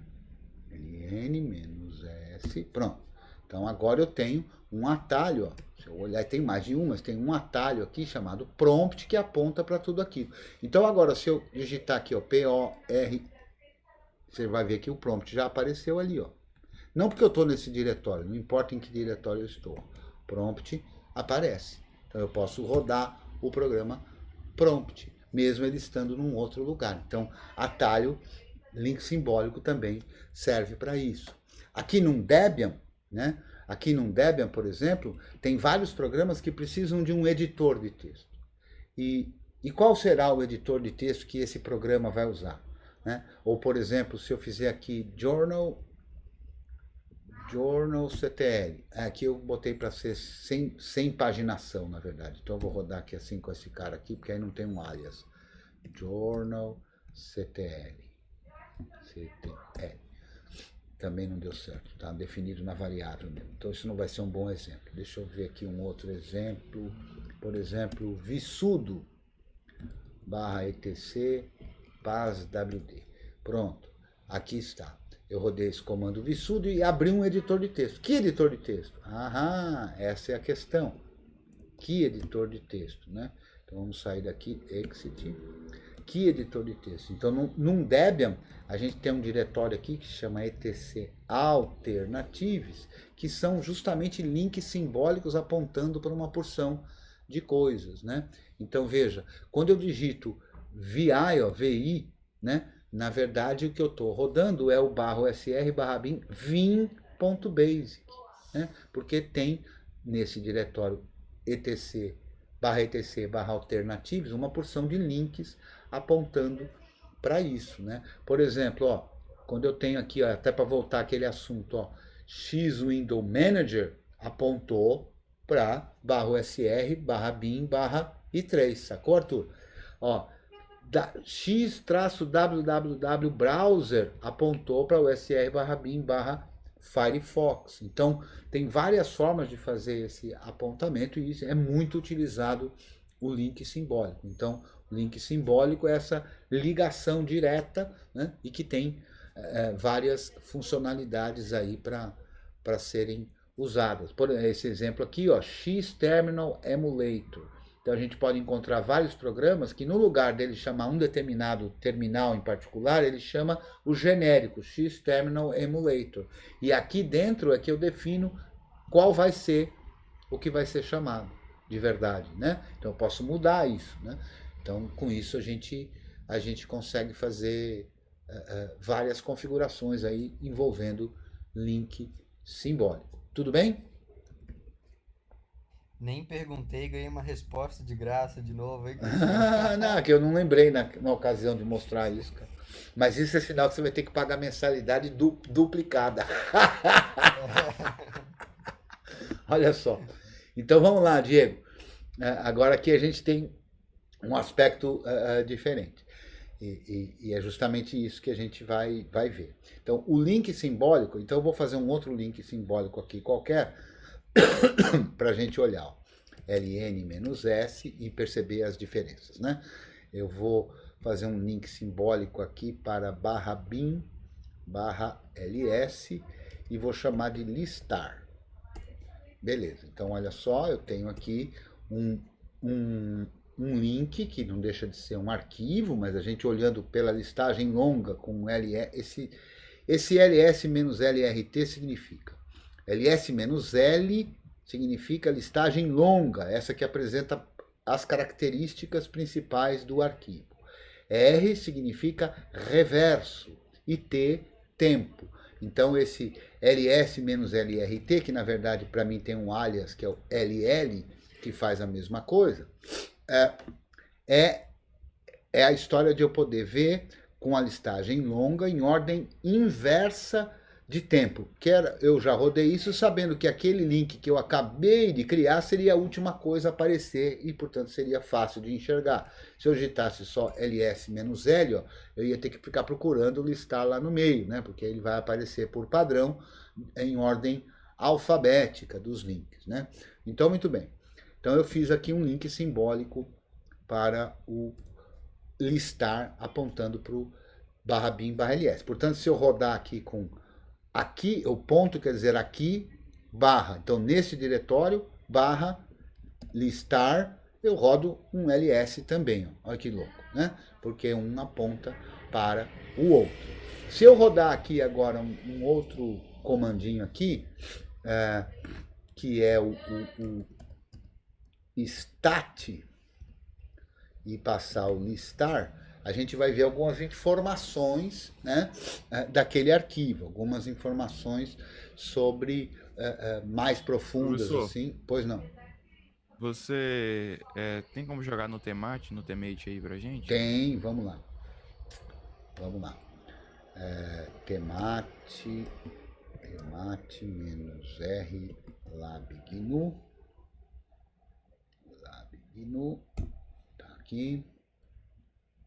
E pronto. Então agora basta que você acesse aí deixa eu pegar aqui, que você acesse, eu já esqueci, Temate show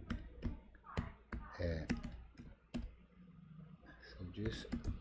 Então eu vou copiar aqui, ele é este aqui, é o temate.io /t/creteu /labgnu. Opa, não deu certo a cópia aqui. Eu vou copiar aqui no chat. Mas é sempre esse. Agora que está tudo com um nomezinho bonitinho, então é sempre esse link aqui. Ops, mas bem lembrado, viu, Júlio, que eu tinha esquecido. Aí quando eu fico fazendo coisa muito rápida aqui, fica difícil de ver, né? Então tá lá, temate.io /t/creteu /labgnu. Beleza? Perfeito. Maravilha. Agora sim. Valeu. Então tá bom. Então eu vou continuar aqui para o pessoal que está assistindo gravado enxergar, né?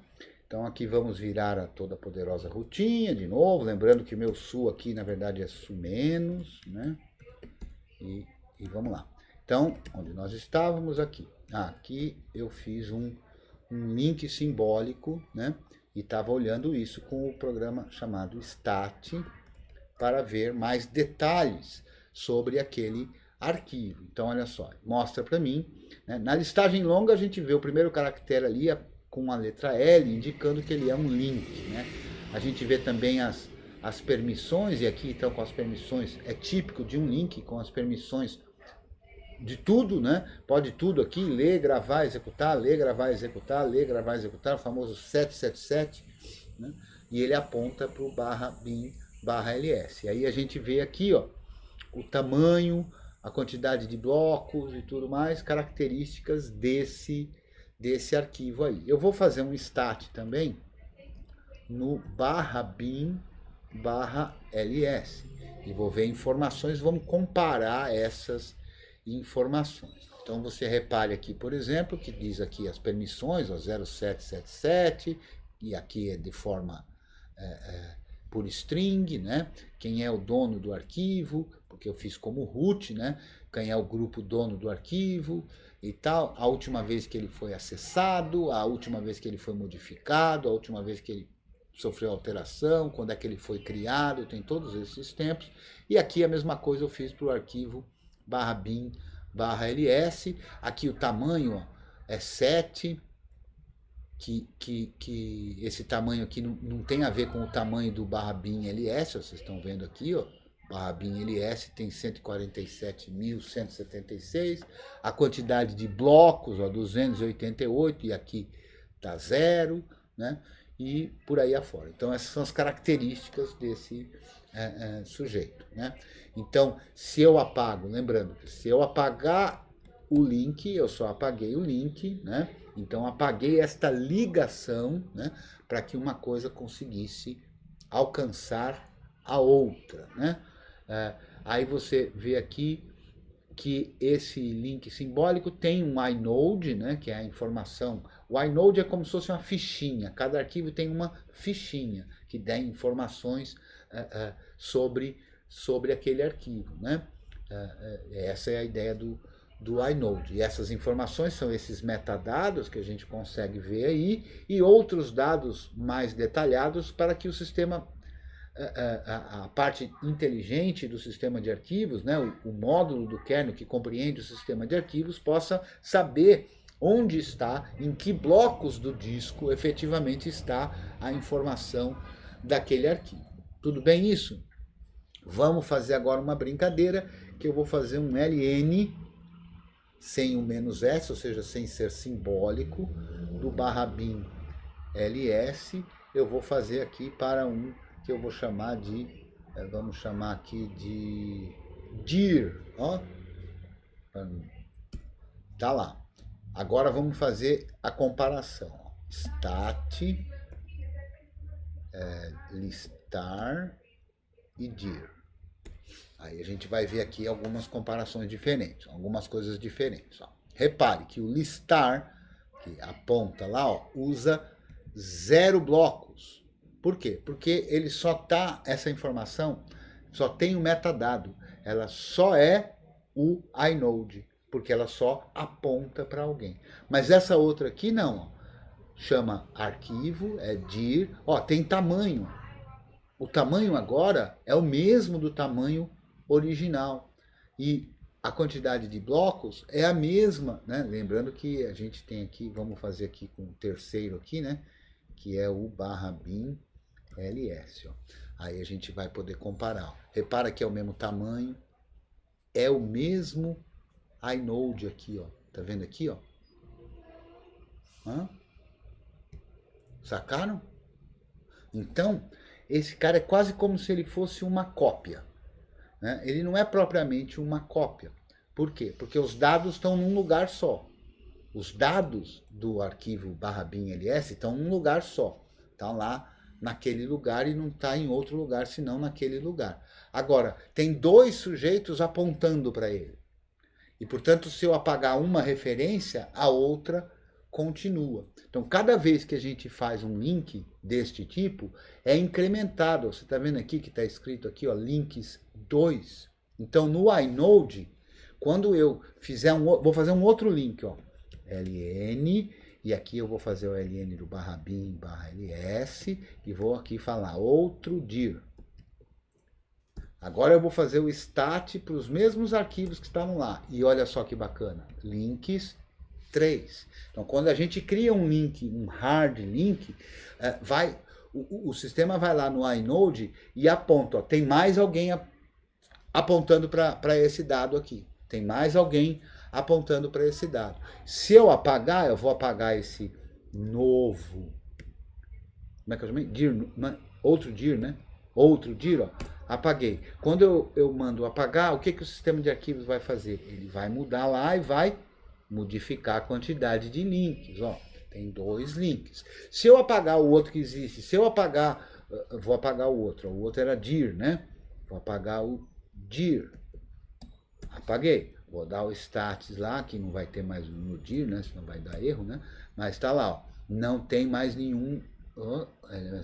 Tem um link, que é só o do /bin /ls, apontando para esse sujeito. Esse um link, então, significa para o sistema de arquivos que, ó, mantém os dados aí. Se eu apagar esse sujeito, apagar o /bin /ls, vai sumir, vai zerar. Aí, quando zera, o sistema de arquivos sabe que aqueles blocos usados por aquele arquivo podem ser marcados como disponíveis para qualquer um. Sacou a diferença, Diego? Sim, não, compreendi, com certeza. Agora tem um outro aspecto que é o seguinte. Para que a gente possa ter o hard link, a localização da onde está o hard link em termos de diretório e onde está a origem tem que ser o mesmo sistema de arquivos. Ou seja, tem que ser na mesma partição. Então vamos ver um exemplo de novo. Eu vou montar aquele /dev /sda3. Eu vou montar agora no MNT. Pronto, montei no barra MNT. E vou fazer um link simbólico, LN-S do barra MNT, eu vou chamar aqui de dir. E a gente vai olhar aqui, que tem aqui o dir apontando para o barra MNT. E eu agora vou tentar fazer o mesmo comando, só que sem o "-s", ó, tá? E ó, não são permitidos links absolutos para diretórios. Não consigo, ou até, bom, aí é porque foi para o diretório. Deixa eu fazer um outro arquivo aqui. Vamos pegar aqui esse vdisk, por exemplo. Vdisk.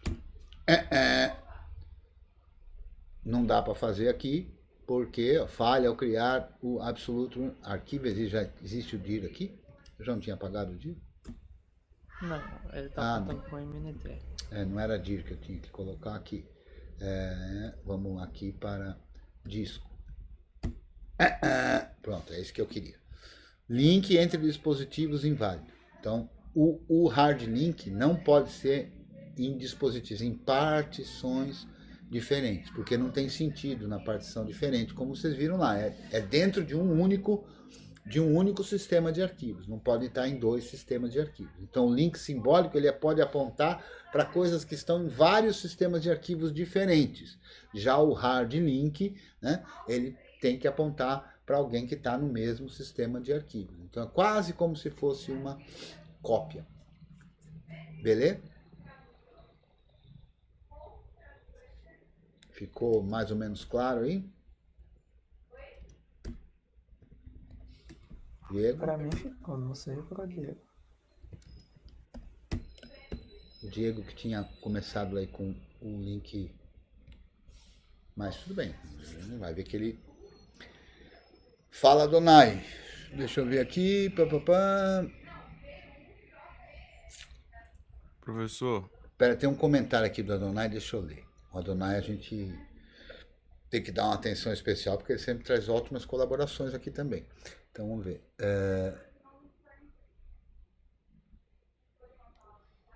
Era papo da turma do fundão.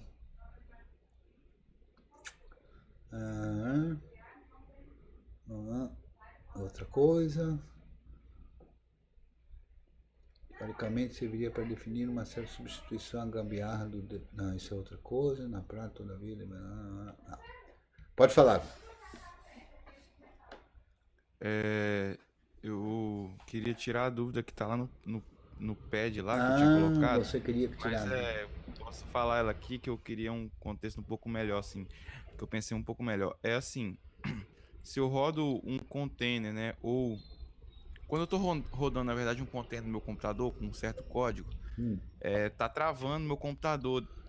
Quando eu coloco um loop lá dentro, trava o computador e eu preciso, tipo assim, eu espero muito tempo, só que não volta, né? Aí eu desanimo e desligo no botão mesmo e religo, entendeu? E depois eu altero o código lá e volto e não trava mais. Mas vamos supor, tanto o container quanto uma máquina virtual, vamos supor, eu rodo ou qualquer aplicação, né? Eu rodo. Toda vez que eu inicio essa aplicação, o sistema estiver travando assim, o meu computador. Claro que eu vou olhar os logs, né? Mas assim, se for mesmo um processo que está consumindo muito, vamos supor um navegador com várias abas, por exemplo, né? Abro muitas abas no navegador, aí consome muita memória e aí trava o computador e deixa lento. Aí aquele nice, renice, eu consigo diminuir a prioridade, né, para essa aplicação e aí evitar esse problema. Eu poderia usar para isso o nice e o renice ou não? Então vamos lá, Júlio. A gente precisa fazer uns certos ajustes aí, né, para ficar melhor de você compreender e depois também melhor de você solucionar o problema que você estiver tendo aí, ter controle sobre isso. A primeira coisa é esse trava o computador, cara. Isso aí é janelagem. Não tem essa de trava o computador. Não travou computador nenhum, cara. A tela não está ali mostrando? Você não está vendo a imagem? Então, está tudo funcionando no computador. O computador não está travado. O computador trava se queimar o processador. O computador trava se aquecer demais o processador. O computador trava se a memória der um problema e você não conseguir ler. O computador trava por essas questões. É o computador.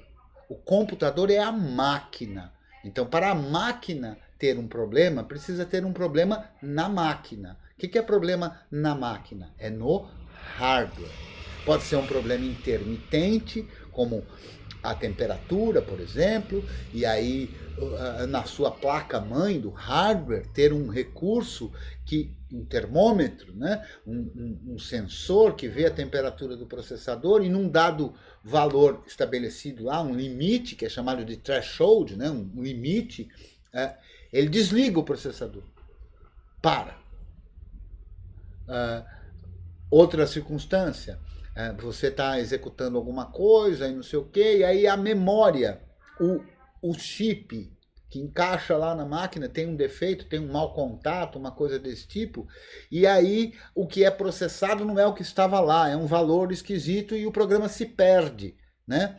E aí, eventualmente, acontece da máquina reiniciar o processo, né? Ela entra num reset de hardware, né? Então, computador, salvo problemas de hardware, não trava.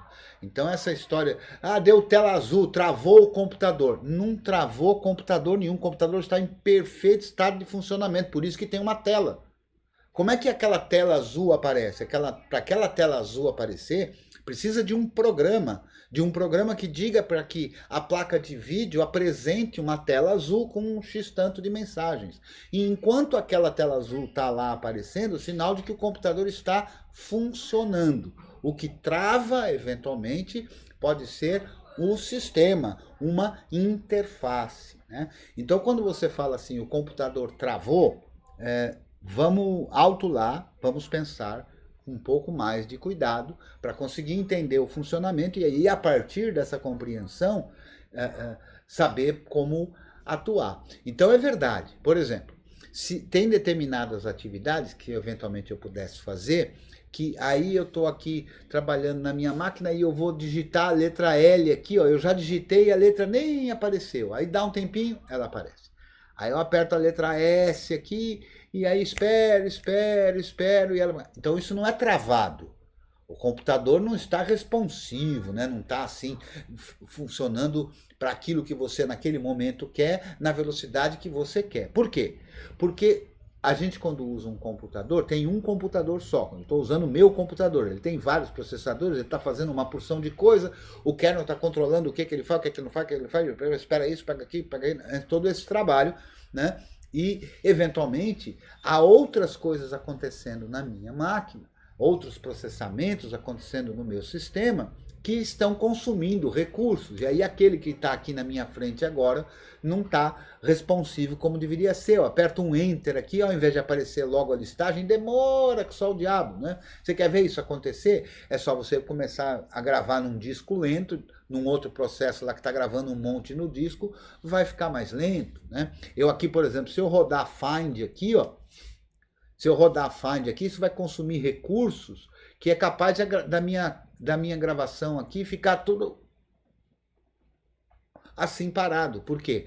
Porque a gravação está consumindo recursos e o Find, que vai ler todos os diretórios, está consumindo recursos. Então, a primeira coisa é a gente saber o que está acontecendo, né?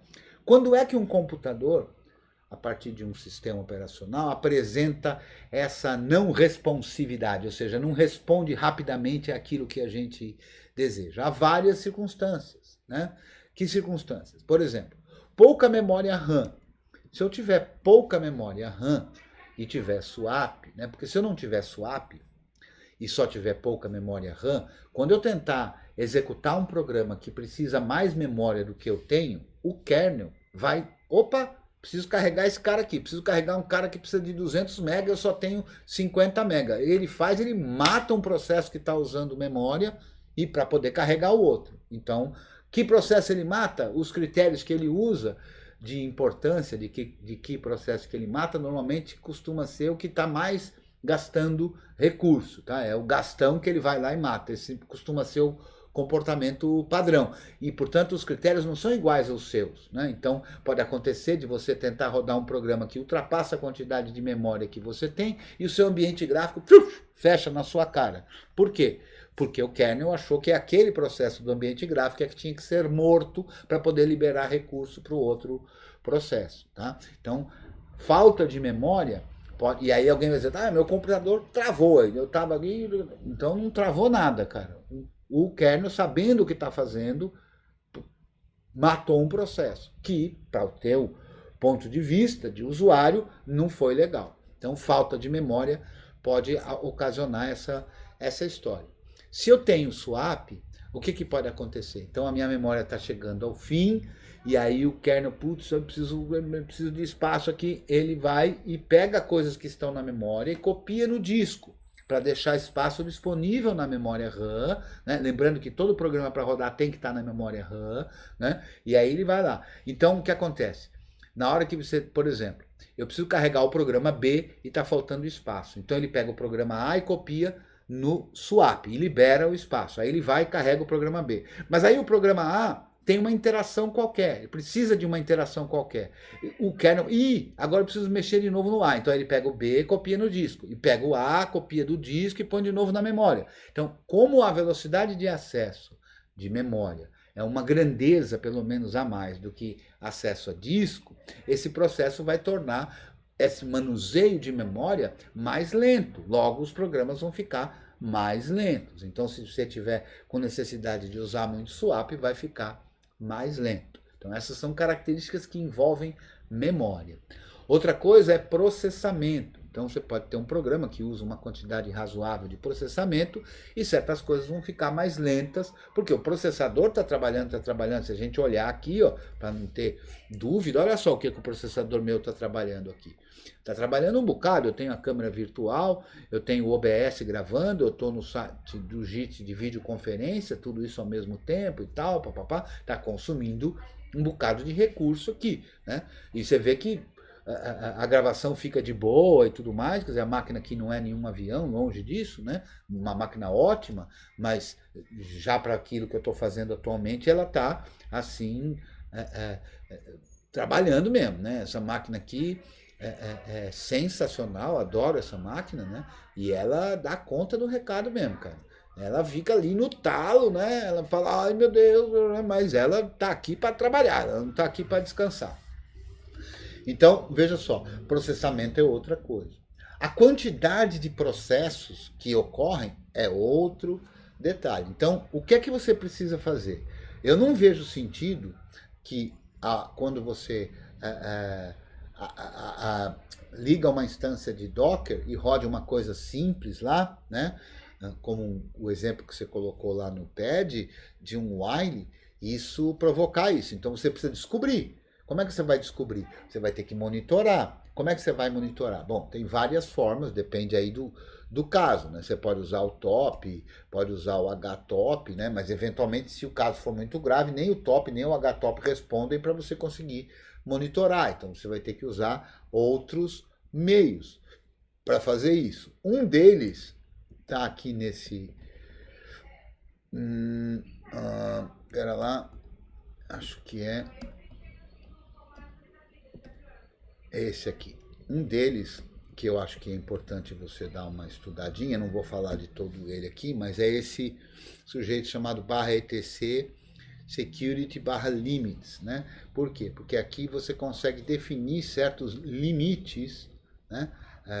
De várias coisas, né? Tem aqui a explicação de cada um das coisas que a gente consegue trabalhar. Então, quantidade máxima de dados, tamanho máximo de arquivo, quanto de memória, de espaço de memória pode ser travado, máxima quantidade de arquivos, de descritores de arquivos abertos, máximo tamanho da pilha, quantidade máxima de CPU, tempo máximo de CPU, quantidade máxima de processos e um monte de outras características que podem ser definidas fundamentalmente de duas maneiras, né? A gente tem um limite chamado soft e um limite chamado hard. né, um limite chamado SOP, vai emitir algum tipo de alerta e tal e coisa, e o hard não chega naquilo mesmo. Né? Então, você trabalhando com isso aqui, a gente pode até fazer isso num laboratório, não vamos fazer hoje aqui na aula de Tira Dúvidas, que não vai dar tempo de fazer a coisa bacana, eu não preparei os experimentos aqui, mas eu prometo que a gente pode fazer num laboratório aqui, que é o seguinte, se você define esse tamanho, e você pode definir isso para um usuário, você pode definir isso para todo o sistema, você pode definir isso para um grupo, né? Então, você pode, por exemplo, definir que um usuário tal só consegue abrir tantos processos. Então, quando ele tenta abrir um processo a mais daquilo que vai abrir, o kernel fala para ele, não. Sacou? Então, você consegue ter controle. Agora, o que está ocasionando esse desconforto, vamos tentar chamar de uma forma genérica esse desconforto aí que você originalmente chamou de travamento, né? Mas esse comportamento ruim aí que você percebeu e que precisa de algum controle, que não está certo, né? Eventualmente você pode fazer até configurações no próprio Docker para ter controle sobre isso também. E pode ter as configurações como essas que eu mostrei aqui para ter controle isso do sistema como um todo. Eu não sou um especialista em Docker, né? Mas eu sugeriria que você começasse procurando lá na documentação, bonitinho, né? Ou pelo erro, ou pela qualquer coisa, para você descobrir, né? O que você pode fazer para circunstâncias desse jeito, quer dizer, o que está acontecendo, né? O que de fato está acontecendo? Será que é só contigo? Será que é algum bug? Será que é alguma coisa que você precisa controlar, né? Então você precisa identificar onde é que está o problema, Então, né? Pois não. Pelo que eu vi, o código dele, ele está fazendo um while true. Então, como não tem nenhuma limitação por parte do container, ele vai continuar executando aquilo infinitamente. Aí vai estar alocando recursos computacionais para executar aquela tarefa repetidas vezes. E acontece que em um determinado momento o processador só vai estar executando aquilo que não vai parar, entre aspas, pausar para executar outros processos. Como aquilo assume prioridade alta, né? Enquanto está executando. Então, ao meu ver, é mais um problema de lógica do código, porque se você coloca um while true, é normal que tenha esse comportamento, só que em outras linguagens de programação, pelo que eu vi é Python, se fosse, por exemplo, um Java da vida, em um determinado ponto, chegaria que ele lançaria uma exceção da própria linguagem e abortaria o programa. Entendi. Só que como o Python é uma linguagem interpretada, já está direto na memória e aquilo continua executando. Então, nesse caso dele, ele não deveria utilizar isso, é uma péssima prática de programação, você fazer uma condição com que sempre vai ser verdadeiro e continuar executando aquilo infinitamente. Não, mas foi um teste, foi proposital, entendeu? Só que eu não queria que o container, né, o consumo dos recursos, quando o código rodasse, tomasse conta dominar o sistema operacional nesse sentido, entendeu? Então, mas veja só, Júlio, um aspecto que é importante perceber, e a gente faz aí uma ligação de todo o início do nosso papo de hoje, né? Que são os princípios Unix, né? É assim, velho. Não existe ninguém tutorando você. Você é o dono do seu computador através do seu sistema. Então é assim, o computador está fazendo o que você mandou. Então quando você faz um while desse jeito, você está dizendo para o computador, em outras palavras, velho, usa todos os recursos.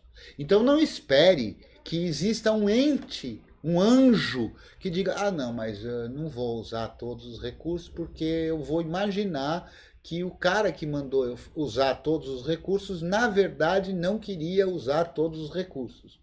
Sacou? Não tem isso. Professor, entendi. Mas aí o que acontece? Eu queria saber, a dúvida era o seguinte: se com o Nice e o Renice eu conseguiria. Não, isso é outra coisa. O seu problema não é processador. O seu problema não é meramente processador, é alocação de memória, alocação de ponteiro, coisa desse tipo. né? Porque assim, a O ideia Nice e o era Renice são prioridades, é outro princípio. Então, a ideia era diminuir a prioridade do Docker, entendeu? Se teria como fazer isso Não, dessa é forma. claro que só tem, essa mas é a eu minha acho que dúvida. não é essa a Você forma limitar adequada. O Docker. Existe essa possibilidade. Você quer dizer assim, ó, sei lá, minha máquina tem 4 GB e tem, sei lá, 4 núcleos. Fala, Eu posso Juca. limitar a quantidade de memória Eu entendi, alocada é como para se fosse uma máquina virtual, eu entendi, eu consigo limitar. Mas aí, tipo assim, o experimento, né, a minha dúvida surgiu, é tipo assim, usando o Nice e Renice, é possível? Não.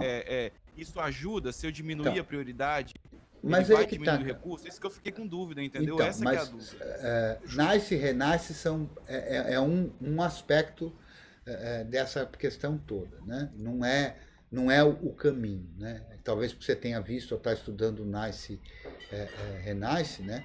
Mas é um dos aspectos. Mas aí são outras coisas. Você vê o Francisco, por exemplo, aqui, ele sugere que você, usando o Docker Stats, monitore os recursos. E aí você pode definir lá o container, definindo uma variável, imagino eu, que é de memory limit, né? Que é o limite de memória, que é o problema que você está tendo aí muito provavelmente. Então você precisa, como eu disse, de forma genérica, você precisa monitorar para saber qual é o recurso que tá lhe fazendo falta, entende? Então Nice e Renice cuida de um aspecto, mas não de outro, sacou? Então, por exemplo, imagine que eu tenho um chuveiro.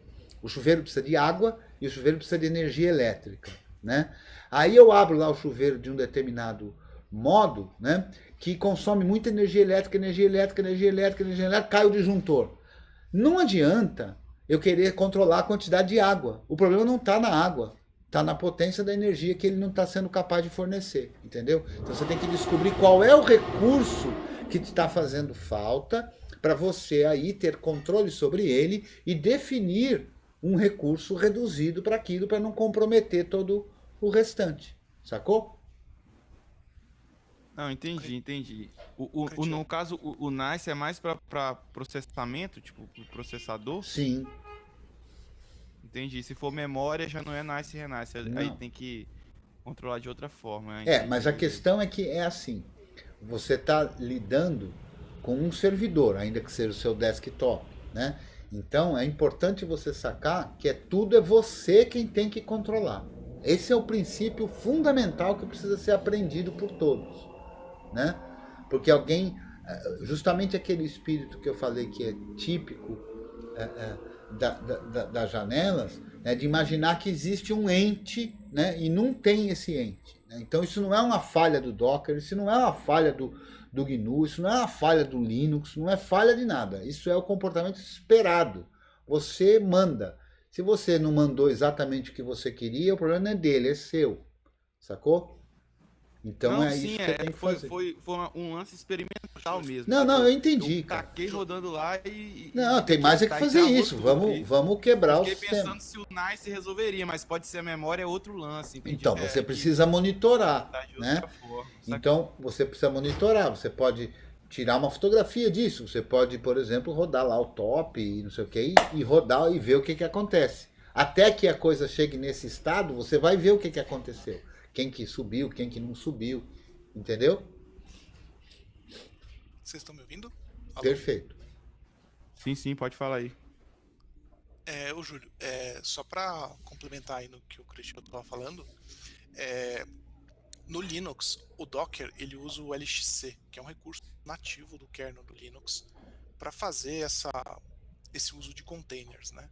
Não existe o kernel do Linux. Pois é. Um kernel. Isso, perfeito. Me salvou, hein? Perfeito. Então, no kernel, você não tem, quando você está rodando uma distribuição, o Docker acaba sendo uma coisa nativa. Então, não tem nada entre você e o hardware ali do computador limitando. Diferente de quando você está rodando Docker, por exemplo, no Mac ou no Windows, você tem uma máquina virtual lá e aquela máquina virtual está restringindo os recursos que o Docker pode utilizar. No Linux, quando você está usando direto o kernel lá, você não tem essa possibilidade. Então, se você deixar, o container vai usar todos os recursos que estão disponíveis. E a princípio o Docker não vai te dar nenhuma restrição em cima disso, e o Linux também não. Então o que a gente faz é impor essas restrições a partir desses limites de CPU. Então quando você faz um Docker Run lá para rodar um container, você pode especificar com o -- memory a quantidade máxima de memória RAM que aquele container vai usar da sua máquina, e com o -- CPU a quantidade de CPU shares que você vai disponibilizar para aquele seu container. Dessa forma você consegue fazer com que ele vá e utilize só até aquele ponto, e não ultrapasse daquele percentual que você colocou para ele. Eu vou colocar um link aqui no chat que tem essa documentação específica de como você estabelece isso ao rodar os containers. Beleza, Lucatelli, obrigado pela tua colaboração. Beleza, E eu valeu. vou Vou dar uma lida aí. eu vou aproveitar. Eu percebi essa escorregadinha que você tinha dado ali, que a gente aqui preza muito por ela, sabe, Lucatelli? E acha ela muito importante, especialmente porque a gente quer a compreensão, né? Então existe essa tradução equivocada lá em inglês. Em inglês é escrito assim, Linux kernel. E aí, em português, alguém deveria traduzir kernel Linux. Mas alguém que sabe um pouco de português e nada de informática, mas como assim kernel Linux? Kernel do Linux. Tá. E aí essa tradução vence e aparece aí o tempo inteiro, né? Então, kernel do Linux não existe. É como se eu falasse a roda da roda. Não existe, né? O motor do motor. Não existe. O Linux é um kernel, então não tem kernel do Linux. Então... Vocês me desculpem a grosseria de interromper aí, mas é que a gente não deixa passar. Cristian, fazendo só uma observação, eu concordo. Pois não. Concordo 100% com você, nem poderia discordar. Poderia, claro.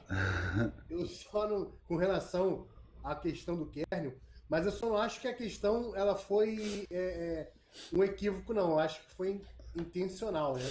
Eu também acho. Existe, mas até que tem um artigo do Anawak que ele mais ou menos explica sobre a ótica dele, o porquê que isso aconteceu. Eu concordo com algumas coisas dali, mas eu tenho uma outra visão também de algumas outras coisas, mas detalhes diferentes, mas assim, houve uma intenção de que é aquilo tudo que você já sabe, né? A questão do jogar FSF pro lado, a figura do Stallman pro lado, e aí você começar a tratar o kernel como se fosse sistema operacional, porque aí, a partir do momento que você não sabe o que é GNU, você não tem interesse em saber o que é a Free Software Foundation, quem foi Stallman, e esse tipo de coisa. É verdade. O Adonai fala aqui que seria como Linux, com S, né? Linux, apóstrofe S, kernel. Mas eu nunca vi escrito Linux, apóstrofe S, kernel, né? É uma questão mas, gente, vocês me desculpam, isso que eu fiz aqui é uma coisa muito mal educada, chamada derailing, que é sair do rumo da conversa. Eu não queria sacanear, eu só alertei, desculpa. Mas eu queria trazer a conversa de volta para o rumo, que é a questão de quando o computador trava por muito consumo de recursos. Teve uma vez que eu vi um negócio que eu fiquei espantado. Uma pessoa me ensinou um truque de como recuperar um sistema completamente travadão. Imagina que você está com um processo consumindo memória no talo, o computador está super lerdo, e aí tem um atalho que você pode digitar que o kernel entende que você quer parar tudo e dar prioridade para alguma tarefa específica, entendeu? Ou matar um processo, alguma coisa assim. Eu não me lembro os detalhes, mas eu me lembro que envolvia a tecla sysrequest. O Adonai colocou aqui no chat. Mas isso tem que estar implementado na tua compilação de kernel, né? Não é obrigatório. Eu acho que você tem que habilitar antes isso, mas eu acho que para quem tem uso recorrente, que costuma cair nesse tipo de problema, eu caio bastante, viu? Já aconteceu várias vezes de eu ter que desligar o computador no DDoS, porque ficou impossível, sabe? Fica completamente não responsivo, né? Nem o cursor do mouse mexe direito, às vezes, quando ele começa a fazer swap doido, sabe? Aí fica um negócio super lento. E eu tive vontade de usar esse truque, mas eu sempre lembro do truque na hora que já tá ferrado, entendeu? Que lá vai habilitar. Então eu penso que talvez fosse o caso de habilitar antes. Mas veja aí se tá habilitado. Aqui no meu tá, ó. O que eu fiz aqui? Eu não sei. O que eu fiz aqui? Eu rodei um grep, né? Com menos i, para não ter que escrever em letra maiúscula, que eu tava com preguiça. sysrq, no arquivo /boot /config, a versão do meu kernel, para ver qual foi a receita de compilação que o meu kernel foi compilado. E aí a gente vê aqui, ó. Inclusive. Aqui no Mint também é habilitado. Então tá. Ainda tá com Mint aí, Luiz? Tô. E aqui, inclusive, tem. O Mint é o. Você sabe que o Triskel é o Ubuntu removendo as porcarias, né? E o Mint é o Ubuntu adicionando mais porcaria. Enfim, tem aqui, inclusive, a tecla, né? Eu acho que isso aqui é o código da tecla, né? Aham. Mas eu não sei, você sabe qual que é o atalho ou é só uma tecla só? Ó, tem um detalhinho. Você olhou o config de compilação do kernel, né? Sim. Então, tem outra coisa que é um parâmetro dinâmico, vamos dizer assim, que é o sysrq. Tem que estar habilitado lá o kernel /sysrq. Habilitado onde? Tem que passar um algarismo que diz quais opções do sysrq você quer funcionando. Então, por exemplo, eu estou vendo aqui a documentação do kernel. Joga assim, Linux sysrq no teu buscador e vai ter a página do kernel org doc. Aí, Linux Magic System Request Hex. Aí tem How do I enable the Magic sysrq key? Aí lá embaixo tem uma tabelinha, vamos dizer assim. Aí tá aqui, 2, habilitar o controle do console em nível de registro, de log. Né? É porque é o que o Juca estava falando, tem várias atividades que podem ser feitas. Eu posso matar um processo, eu posso dar dump de memória, eu posso fazer várias coisas, né? Eu acho que tá aí também um bom laboratório para a gente fazer, né? Eu me lembro vagamente de que a coisa que me impressionou foi que o cara interrompeu a execução de todos os processos, tipo, deixou todos os processos dormentes e só o processo do terminal do console em modo texto ficou ativo para você poder matar o que você quisesse na mão com o comando e aí depois você faz alguma coisa que ele volta de novo para continuar rodando. Mas eu não sei se é exatamente isso, porque eu não me lembro. Faz muito tempo eu nunca consegui fazer funcionar. E agora eu descobri qual é o nome da coisa para eu poder... Porque esse vídeo do curso GNU foi o que me fez pensar sobre o problema sem o problema estar acontecendo, entendeu? E me deu a oportunidade de eu pesquisar sobre isso. Tem aqui, ó, o código 64, habilitar envio de sinal para processo. Terminate, né? Mandar para o inferno, kill. E o OM kill, que é matar quem tiver comendo mais memória. Que é o out of memory, né? Uhum. Bastante coisa que a gente pode fazer num laboratório. A gente está chegando aqui naquele tempo derradeiro. Eu vou interromper todo mundo porque eu não quero fazer a sincronia na mão. Temos aqui 1h57. Avisar que todo mundo que está aqui pode continuar de boa aqui, né? Mas a gente vai encerrar aí por hoje para não ficar longo aqui a gravação e poder fazer a sincronia entre o YouTube e o Odyssey de boa. Então, eu quero sempre dizer que a gente está toda quinta-feira aqui, às 19 horas, para o nosso Tira Dúvidas, que tem o compromisso de responder todas as perguntas, porque uma delas, possíveis respostas, é não sei. Eu sou @Creteu nas mídias sociais, a gente tem lá o nosso grupo de apoio no Telegram, que é o t.me/curso GNU. Se você está curtindo, quiser nos apoiar, dê aí o seu joinha, compartilhe. E se você quiser fazer esse apoio de maneira financeira, tem aí os QR Codes, como também na descrição desse vídeo. Eu espero que você tenha curtido, se divertido, se interessado por esse assunto que surgiu aqui no finalzinho. Eu já prometo que a gente vai fazer um laboratório aí para brincar com isso e para ficar claro para todo mundo os recursos disso e quem sabe aproveitar e salvar alguma coisa como se fosse mágica. É isso aí. Obrigado pela presença de todos e todas aqui e a gente continua no nosso papo informal e até a próxima aí. Um abraço.